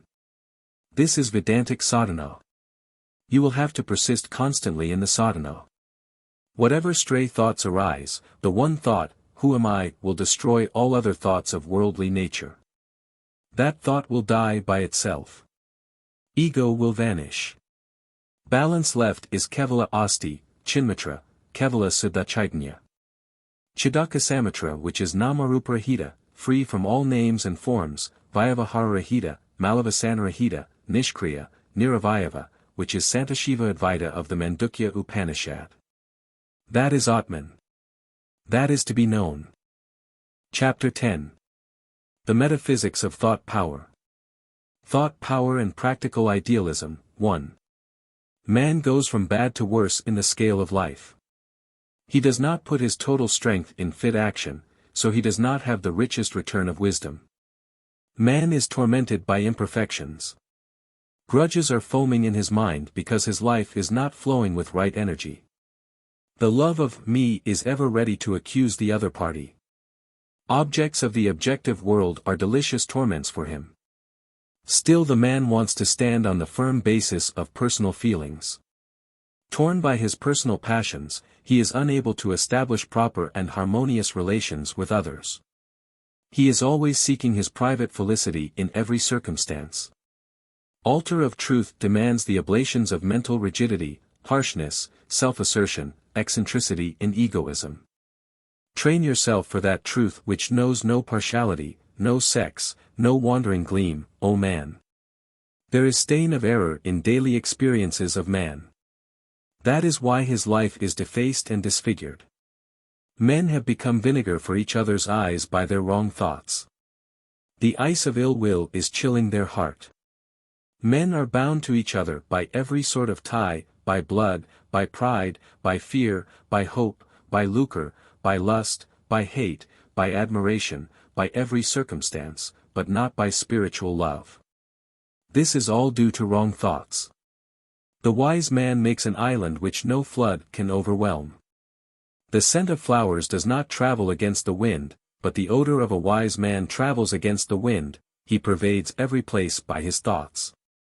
He is like a snowy mountain which can be seen from afar. O man! If you fill your lamp with water, you will not be able to dispel the darkness. Feed your lamp with the oil of right thoughts. Let the right views become the torch to light your way. Do not seek to gratify your vanity and self-seeking pride. On the brink of truth man is miserably dying. All evil thoughts are embodied in bad physiognomies. But there is nothing to despair, because there is never darkness without light. There is always a sublime answer to every human need. All things are possible to those who believe in the possibility. O man! Raise your sight to right direction and use right laws. Set in motion positive thoughts. Remember your objective. It is easy to be diverted into an excursion into sidetracks. A holy thought is a voice. It speaks when the tongue is silent. It struggles and comes out of all obstruction serenely, and no power on the earth can suppress it for a long period. O man! Do not trade in unrealities. Do not try to embrace happiness in 1,000 ways. The faster you will follow it, the swifter it will fly from you. Do not become a thorn for yourself as well as for others. Change the direction of your thoughts. Scrutinize your thoughts. Where necessity ends, curiosity begins. No sooner you are supplied with everything, than you sit down and entertain the thoughts of artificial appetites. That is why you have crossed the boundary of law.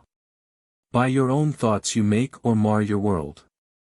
Inevitable law of reaction is such, O man, that whatever you will harbor in the inmost chamber of your heart, will shape itself in your outward life.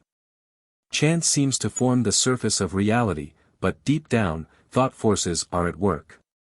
Nothing in this universe and in daily behavior is merely accidental. So improve your thoughts. Real action is in silent moments. Purified thought revives the entire manner of life. It tells the man quietly, you have done thus, but it were better done some other way. The thoughts you entertain during the time of reflection, let them not become inaudible when you are engrossed in daily duties. Arm yourself with the sublime thoughts. By no other way does one come directly to the knowledge of truth, than through one's own thinking and experience. Divine thought reduces centuries and makes itself present through all ages. Entertain divine thoughts. Thought power and practical idealism, 2. Wash off the baser thoughts with the help of higher thoughts, and when the washing is effected, cling to neither of them. The present state of your experience is due to the thinking, feeling and acting of incalculable past lives. It cannot be easily got rid of without prolonged process of thinking of and practice. Thought is ancestor of action. If you want to improve your actions, purify your thoughts. Become a staunch believer in self-reliance and self-effort. You can determine your fate by force of thoughts. As clouds are the main source of rain, so the control of one's own thoughts is the source of durable prosperity. You are yourself your own friend or enemy. If you will not save yourself by cherishing good thoughts, there is no other remedy. Mind is the only creator. Everything is created through the mind. It is absolutely free in creating a world for itself. Whenever the mind is referred to as the creator of external objects, it must be considered as the cosmic mind and a part of Isvara Srishti. Whenever the mind is referred to in relation to psychological functions such as love and hatred, etc., It must be considered as the individual mind and as a part of Jiva Shrishti. O man! The real God lives in your heart, and the only way to worship the real God residing within the temple of your body is by your own sublime thoughts. Stop the psychological functions of your mind and see value only in sublime thoughts. The nature of things around you is as you think it to be. Your life is what you make it by your thoughts. Thoughts are the bricks by which you have built the building of your personality. Thought determines destiny. The world around you is the reflex of your thoughts. You experience as you think. Your own imagination plays havoc with you. You have made yourself timid by entertaining the thoughts of fear. Do not become liberal in imagination. You are affected by things only in accordance with your idea about them. The mind sees value only in that in which it has intense faith. Though all of you see the same object, every one of you attach to it different values. According to your mental propensities you think. Thought is a creative instrument, and man becomes what he thinks upon. Character is thought-formed. You are born with what you have thought upon, and your present character is an index of your previous thoughts. You create your future by your thoughts now. If you think nobly, you will be noble in conduct. If you think basely, no environment will make you different. Thus, thoughts and actions are interdependent. Be vigilant and allow only good thoughts in your mental field. Every one of you have a different conception of duty, value, enjoyment and liberation in accordance with your different convictions. You strive after your own ideal. You work in accordance with your long-standing and intensified thought and belief. You accomplish and achieve the object of your own desire. Do not let your mind become denser and denser by allowing it to be engrossed in gross forms. Follow the abstractive process by cherishing the thoughts of virtue. Your present life has three aspects: physical, mental and spiritual. You are tenaciously attached to the physical aspect. Be above physical sensations and other appetites by cherishing the thoughts that you are not body alone, that you are residing in the temple of a body for a short period only. Be above mental titillations. Subjective action functions in the world of thought. Send out a steady stream of thought and goodwill to all creation. The energizing motive behind every thought should be service and friendliness. You are sensible of knack, skill and tricks, but there is an overpowering law which confutes your tricky thoughts and talents. So do not try to become partial half-light. This law constrains everyone to pass for what he is. His thoughts speak from his character and not from his tongue.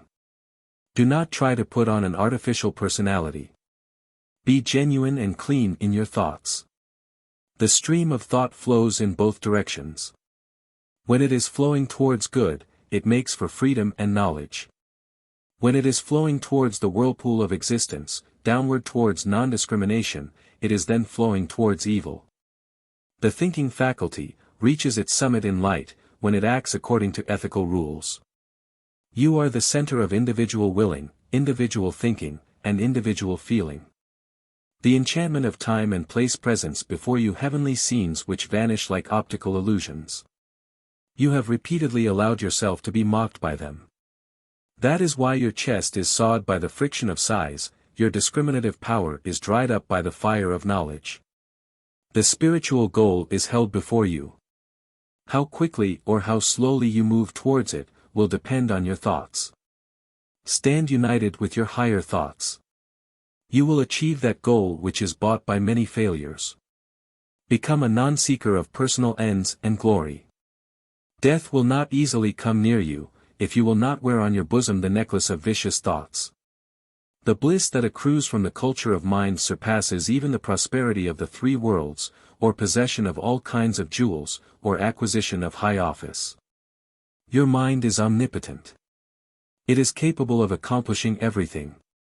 As you imagine within your mind, so things happen forthwith. Whatever is intensely thought by your mind, that comes to be materialized and effected.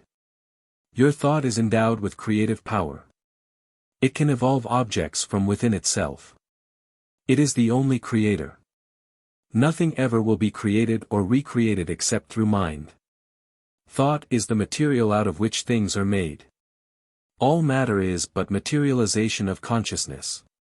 No other being is responsible for what you acquire, as everything is the consequence of your thought.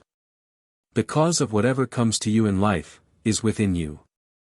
No other agency can bestow favors on you, unless you deserve them.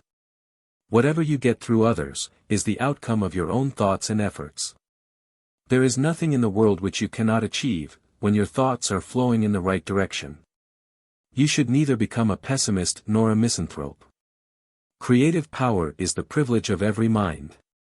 Your own efforts guided by your aspiration are the warp and woof of your destiny. Do not possess a dissipated mind by cherishing weak thoughts. Superficial mind cannot acquire depth of insight. Control the roving mind by entertaining one flow of thought. All that is intensely thought by you, will come to you early or late, in accordance with the effort you have put in to acquire it.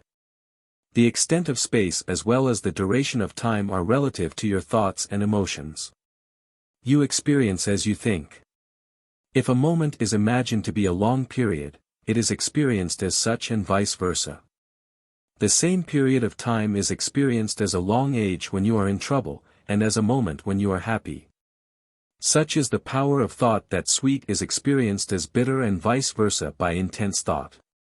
You can turn poison into nectar. Think of Mira. She turned poison into nectar by her intensified thoughts.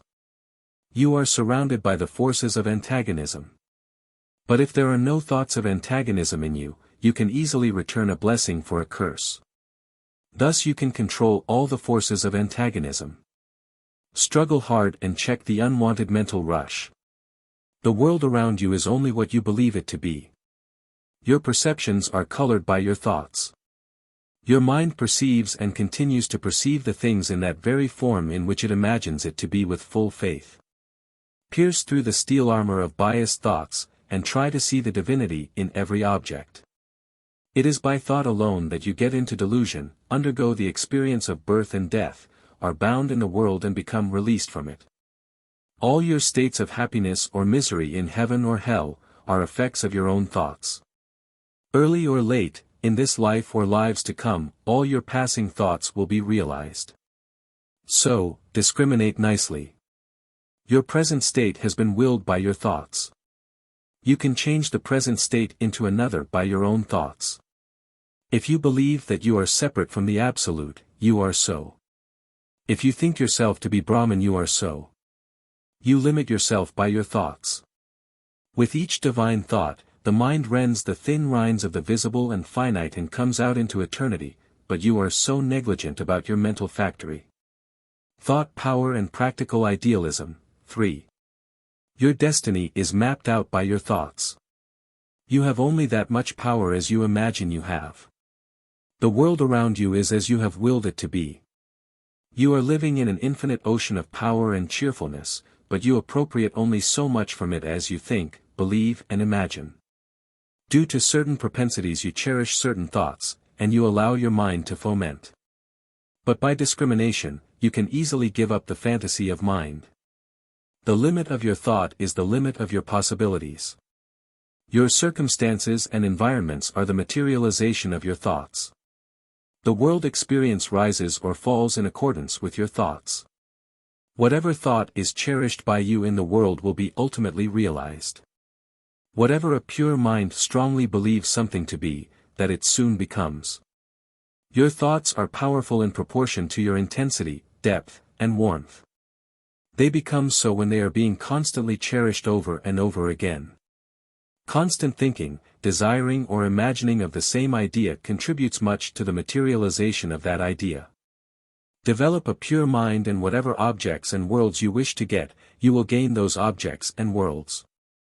It is true that every thought you think has its corresponding effect on the whole or some part of human anatomy. The physical body is realized to be subtle by means of constant meditation on its being so. The mental or subtle body becomes physical when it is repeatedly imagined. The secret of success is constant and repeated effort. Develop strong determination. It is an important factor which will contribute to the realization of your thoughts. There is nobody who will be able to withstand the power of your determined mind. You can realize everything. Your body is your objectified thought. When your thoughts change, the body will also change. The mind creates the body from the material of your own thoughts. Thought is a force that can change, transform, or at least modify, almost anything in the human system. The disorder and disharmony of the physical body is called a physical disease, and the conflict of the mind is called a mental disease. Both of them have their ultimate root in ignorance and can be cured only by the knowledge of reality. When you worry about the experiences of the world, a depressing mental disturbance originates in your mind. By the effect of mental disturbance, the smooth and regular flow of vital currents is disturbed. When the vital currents flow improperly, the nadis become disorganized. Some of them get more vital energy and some get less. Thus, the whole system becomes out of order. In this way, mental disharmony is the cause of physical diseases, which can be cured only by removing the cause. Every depressing and disturbing thought that enters your brain has a depressing effect on every cell of your body and tends to produce disease. All negative thoughts are forerunners of disease, and they are messengers of death. If you want to live long and lead a sensible and healthy life, cherish good thoughts. Subtle and powerful are influences of the thoughts in building and rebuilding of your body. Be vigilant. Practically all diseases with their sufferings have their origin in perverted mental and emotional states and conditions. Restoration of mental harmony is absolutely necessary for you. Purify your thoughts by performing noble actions and by association with wise ones. When your thoughts are purified, the vital currents will begin to flow properly and will clean the whole system. Every good thought stimulates the heart, improves the digestive system and promotes the normal action of every gland. Contentment is another name for the harmony of the mind. When your thoughts do not wander to this or that object, and when you feel self-satisfied, you are in a state of joy which is unique. If you are happy within, everything appears good and pleasing to you. Thoughts are the main source of your cheerfulness. Purify your thoughts, all troubles will be cured.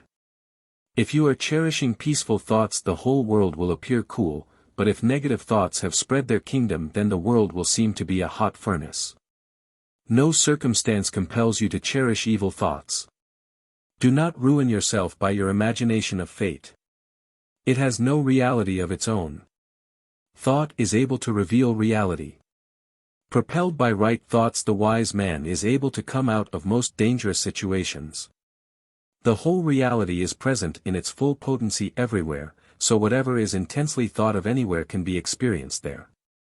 The essential nature of all objects is thoughts. Materiality is a wrong idea. As snow melts in water through heat, so mind becomes subtle through the practice of right vision and positive thoughts. The real action is thought only. It is really mental and not physical. The physical action is only an external expression of the real action, which is vibration of volition in the mind. Your physical activities are only the various sides of mental activities. As the beauty of a tree increases immensely in the spring season, so also your strength, your intellect and the luster will increase in proportion to your positive thoughts. Thoughts of the wise men are entirely different from the thoughts of ordinary people. You are liberated in proportion to your thoughts of indifference to the world. When thoughts of purity emanate around you, eternal law begins to support you. You are aware of your thoughts. You only know what has come to pass in your own experience. In every one of you separately has arisen the world of the experience of the world. You have got a limited mind which is subject to various types of modes and circumstances. Some thought seeds. True knowledge is spiritual consciousness. It is awareness of one's real nature. Knowledge means right discernment or correct evaluation, wisdom and a perfect understanding of oneself and of others. Right thought results in right action and right life. Beauty is essentially spiritual. Real beauty lies in one's heart. It is in one's character. Beauty dwells in purity. Beauty shines in virtues. Love is a refined, innate sense of oneness with the entire creation. Love is self-denial, selflessness. Love is sacredness of heart. Love is unrestrained goodwill, mercy, compassion and tolerance. Love is absence of sensuality. The body is not everything. There is something which is vitally important, which dwells in the body. It is the spirit of man. Though identical with the cosmic spirit, it is individualized by the karmas of the individual soul. The body passes away, the spirit lives. The individuality of the spirit is there as long as the body lasts. Then it ought to return back to and dissolve itself in its original source, unless of course, it is drawn back by its associated karmas into another embodiment in order to reap them. Everything passeth away. Nothing ever is to accompany man except his karmas, when the body is cast off. Hence as long as man lives, he should live amicably, with love and goodwill towards all, hurting no one in any manner, coveting no worldly riches, with more of kindness and mental charity, forgiveness and tolerance. With detachment to mundane objects, and dissociation of the ego from one's actions, while taking care to acquire no new karmas as one works out the already accomplished ones. With a little of contentment, discrimination, devotion to God and self-surrender to His will, with a little of detachment and non-expectation of anything from anyone. With an attitude of prayerfulness and abiding by the dictates of one's conscience with unshakable faith in one's spiritual principles and code of conduct, and evaluation, life becomes easier, worthier and happier. If you have difficulties, you should look to the cause first. The real trouble lies in ignoring the cause. If the cause is remedied, difficulties become less, or rather accidental. The world is a great school where people are given ample opportunities to mend and mold themselves into better individuals. No one is born perfect. There are possibilities for everyone to improve oneself. Trials and difficulties ought to make one a better individual rather than create complexes and constrict the mind and heart. Take shelter in great and noble thoughts, and obtain perfection. Guru's grace is always with the disciple, unreserved and unconditioned. It depends, however, on the self-discipline, faith and purity of the disciple whether to make use of this grace or not. Guru resides in the hearts of his disciples. Some are aware of this and some are not. The living presence of the Guru within is the best asset of the disciple. Chapter 11. Thought Power for God Realization. Life, an interplay of thoughts. The thought that you hold, will manifest in your life. If you are courageous, cheerful, compassionate, tolerant and kind, then these qualities will manifest in your physical life. The only impurity of the mind is base thought and desire. Guard your good thoughts as an alert watchman guards the treasury.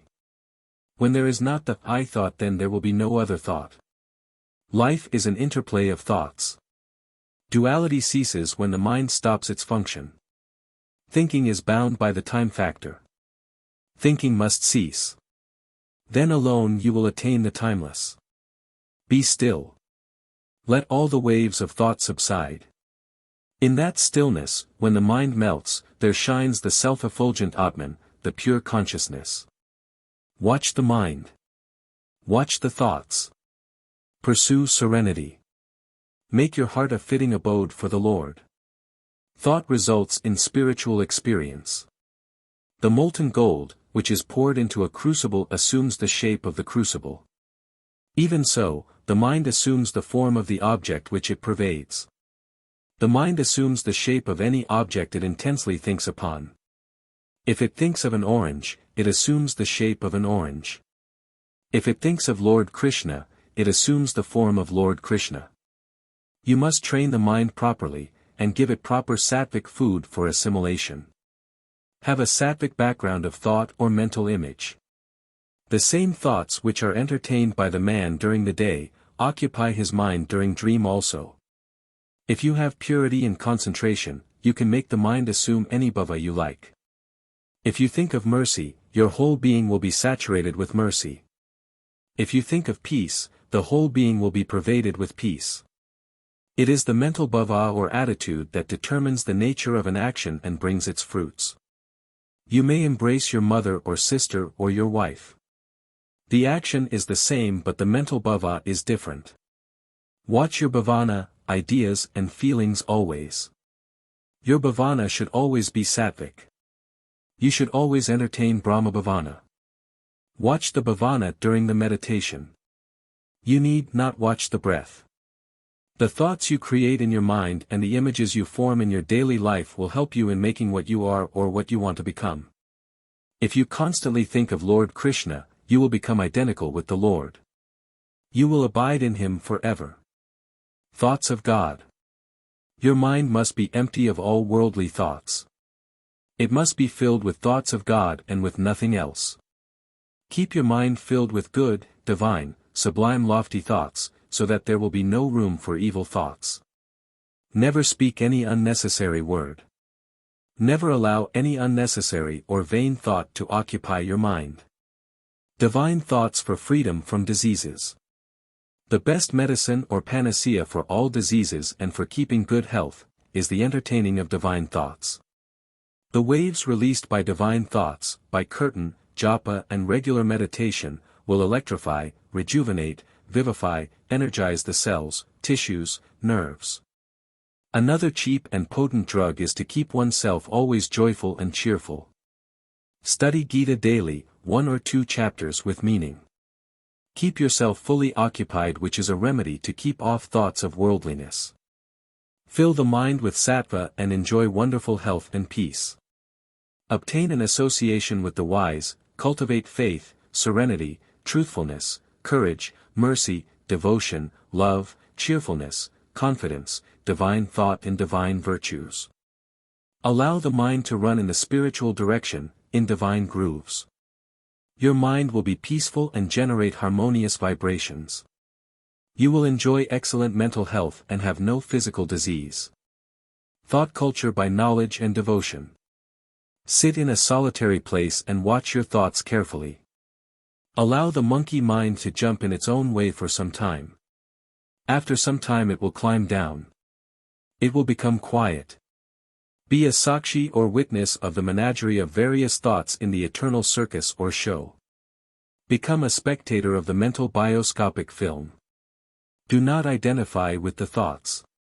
Take an indifferent attitude. All thoughts will die by themselves one by one. Repeat mentally, O I am Sakshi. Who am I?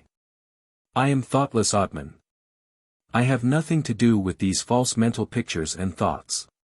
Let them roll on. I have no concern with them. All thoughts will perish. The mind will perish like the guileless lamp.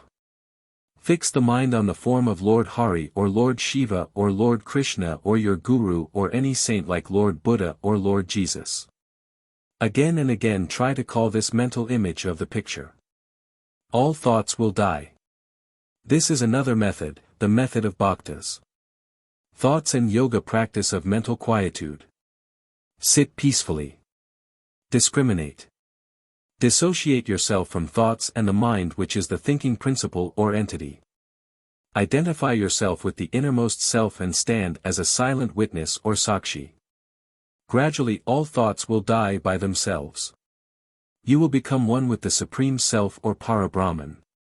Continue the practice of mental quietude. It does require, doubtless, a direct effort to annihilate the mind. You should annihilate the vasanas first. Then alone you will be able to do the sadhana of mental quiet vigorously. Without producing vasanakshaya, no mental quiet or annihilation of the mind is possible. Winning friends by practice of yoga. Win friends and influence people. This Dale Carnegie principle is but a leaf out of the ancient Indian volume on psychospiritual science. Practice yoga, the entire world will worship you. You will unconsciously attract to yourself every living being, even gods will be at your beck and call. Even among wild beasts and bloody brutes you will win friends. Serve all, love all. Unfold your inner powers through the practice of Raja Yoga, through the control and conquest of thought power. Through the practice of yoga, you can make the whole humanity and all living beings members of your own family. Through the practice of yoga you can overcome all difficulties and can eradicate all weaknesses. Through the practice of yoga, pain can be transmuted into bliss, death into immortality, sorrow into joy, failure into success, and sickness into perfect health. Therefore, practice yoga diligently. The yogic state of thoughtlessness. Generally, there is no genuine spiritual awakening in students. There is mere curiosity for getting some psychic or yogic powers. That student is far from God as long as he retains some hidden desires for cities. Strictly observe the ethical rules. Transform the worldly nature first. If you become absolutely desireless, absolutely thoughtless, absolutely vrittyless, if the mental vrittis are destroyed in toto, Kundalini will ascend by itself, without effort, through the force of purity. Remove the dross of mind. You will yourself get help and answer from within. Yogi of the developed thought power. The yogi who has developed his powers of thoughts, has a magnetic and charming personality. Those who come in contact with him are much influenced by his sweet voice, powerful speech, lustrous eyes, brilliant complexion, strong healthy body, good behavior, virtuous qualities and divine nature. People derive joy, peace and strength from him. They are inspired by his speech and get elevation of mind by mere contact with him. Thought moves. Thought is a great force. A yogi or sage can purify the whole world with his powerful thoughts, though he remains in a solitary cave in the Himalayas. It is not necessary that he should appear on the platform and deliver lectures and discourses to help the people. Sattva is intense activity. The wheel that revolves very rapidly appears to be at rest. So is sattva. So is a sattvic man.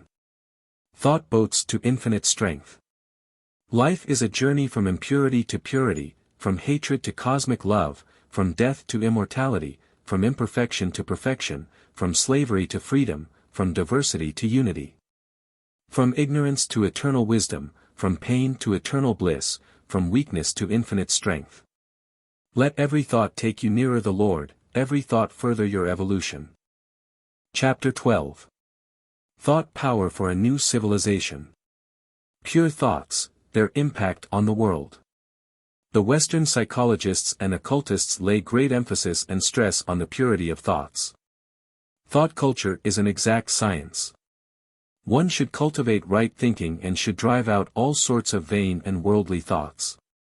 He who entertains evil thoughts causes great harm unto himself and to the world at large. He pollutes the thought world. His evil thoughts enter the minds of others who live at a long distance, because thought moves with a tremendous lightning speed. Evil thoughts are the direct cause for all sorts of diseases. All diseases take their origin at first from an impure thought. He who entertains good, sublime and divine thoughts does immense good unto himself and to the world also. He can radiate joy, hope, solace and peace to his friends who live at a distance. Thought power for world wheel. Karma is action and also the law of cause and effect. All kingdoms below the human kingdom are mindless. Therefore they cannot generate thoughts. Further, they have no idea of right and wrong, what ought to be done and what ought not to be done, and so they cannot create karma. Thoughts are solid things, more solid than a lump of sugar candy. They have tremendous force or power. Utilize this thought power carefully. It can serve you nicely in a variety of ways. But do not misuse this power at random. If you misuse this power, you will have quick downfall or a terrible reaction. Utilize it to help others. Thought power for cultivation of courage and love. Destroy ruthlessly the fear thoughts, selfish thoughts, the hate thoughts, lustful thoughts, and other morbid negative thoughts. These evil thoughts induce weakness, disease, disharmony, depression and despair. Cultivate positive thoughts such as mercy, courage, love and purity. The negative thoughts will die by themselves. Try this and feel your strength. Pure thoughts will infuse in you a new exalted life.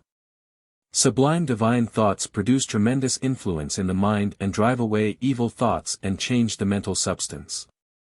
Mind is wholly changed into light by entertaining divine thoughts. Thought power for an ideal life. Entertain loftiest thoughts. Your character will be exalted. Your life will be noble and ideal. But, different people have different mental backgrounds. People vary in their capacities, mental and intellectual, and in physical and mental strength to do things. Therefore each of you should have an ideal which is suited to your temperament, your capacity, and realize it with great enthusiasm and dynamic action. The ideal of one person will not suit another. If one keeps an ideal that he cannot realize, an ideal that is beyond his reach and capacity, he will get disappointment. He will give up his effort and become tamasic. You should have your own ideal. You may realize it this moment or after 10 years with faltering steps. It does not matter much. Everyone should endeavor his or her level best to live up to this ideal. Your whole energy, nerve force and will must be put in the realization of the ideal. You can chalk out your own ideal yourself according to your own standard. If you are unable to do this, have your guide and he will select for you the ideal that is suitable to your capacity and standard. One should not treat a man, who has a low ideal, with contempt. He may be a baby soul, who is just crawling now in his moral or spiritual path. Your duty is to help him in all possible ways in the realization or accomplishment of his ideal. You should give him all sorts of encouragement in his sincere endeavor to live up to his own highest ideal. It is highly deplorable to note that the vast majority of persons have no ideal at all. Even educated persons do not cherish any ideal. They lead an aimless life and therefore are drifted hither and thither like a piece of straw. They make no progress in life. Is this not a very sad plight? Highly lamentable indeed. It is very difficult to get a human birth and yet people do not realize the importance of keeping up an ideal and living up to the ideal. The idea of eat, drink and be merry is adopted by the Epicureans, the gluttons and rich people. This school of thoughts has countless followers and the number is increasing by leaps and bounds daily. This is the ideal of Vairocana. This is the ideal of Asuras and Rakshasas. This ideal will lead a man to the dark region of misery and sorrow. Blessed is the man who elevates his thoughts, keeps up an ideal and struggles hard to live up to his own ideal, for he will soon attain God consciousness. Thought energy for service and spiritual progress. Even as energy is wasted in idle talk and gossiping, so also energy is wasted in entertaining useless thoughts. Therefore, you should not waste even a single thought. Do not waste even an iota of energy in useless thinking. Conserve all mental energy. Utilize it for higher spiritual purposes, in divine contemplation, Brahmachintana and Brahmavikara. Conserve all thought energy and utilize it for meditation and helpful service to humanity. Drive away from your mind all unnecessary, useless and obnoxious thoughts. Useless thoughts impede your spiritual growth. Obnoxious thoughts are stumbling blocks to spiritual advancement. You are away from God when you entertain useless thoughts. Substitute thoughts of God. Entertain only thoughts that are helpful and useful. Useful thoughts are the stepping stones to spiritual growth and progress. Do not allow the mind to run into the old grooves and have its own ways and habits. Be on the careful watch. Help the world by good thoughts. Like attracts like. If you entertain an evil thought, that thought attracts all sorts of evil thoughts from other people. You pass on those thoughts to others also. Thought moves. Thought is a living dynamic force. Thought is a thing. If you allow your mind to dwell on a sublime thought, this thought will attract good thoughts from others. You pass on that good thought to others. You pollute the world with your bad thoughts. Thought power and the conditions of a new civilization. Thought makes man. Man makes civilization.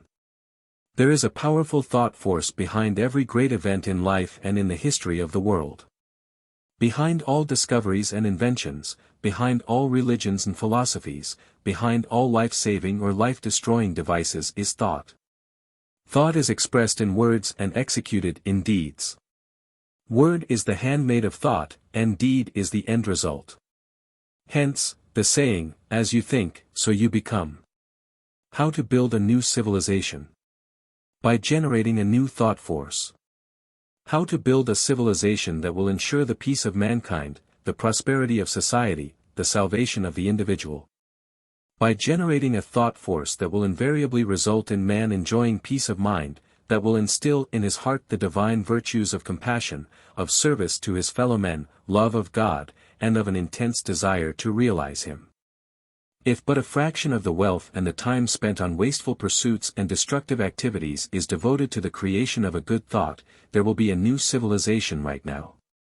Atomic and hydrogen bombs, ICBM.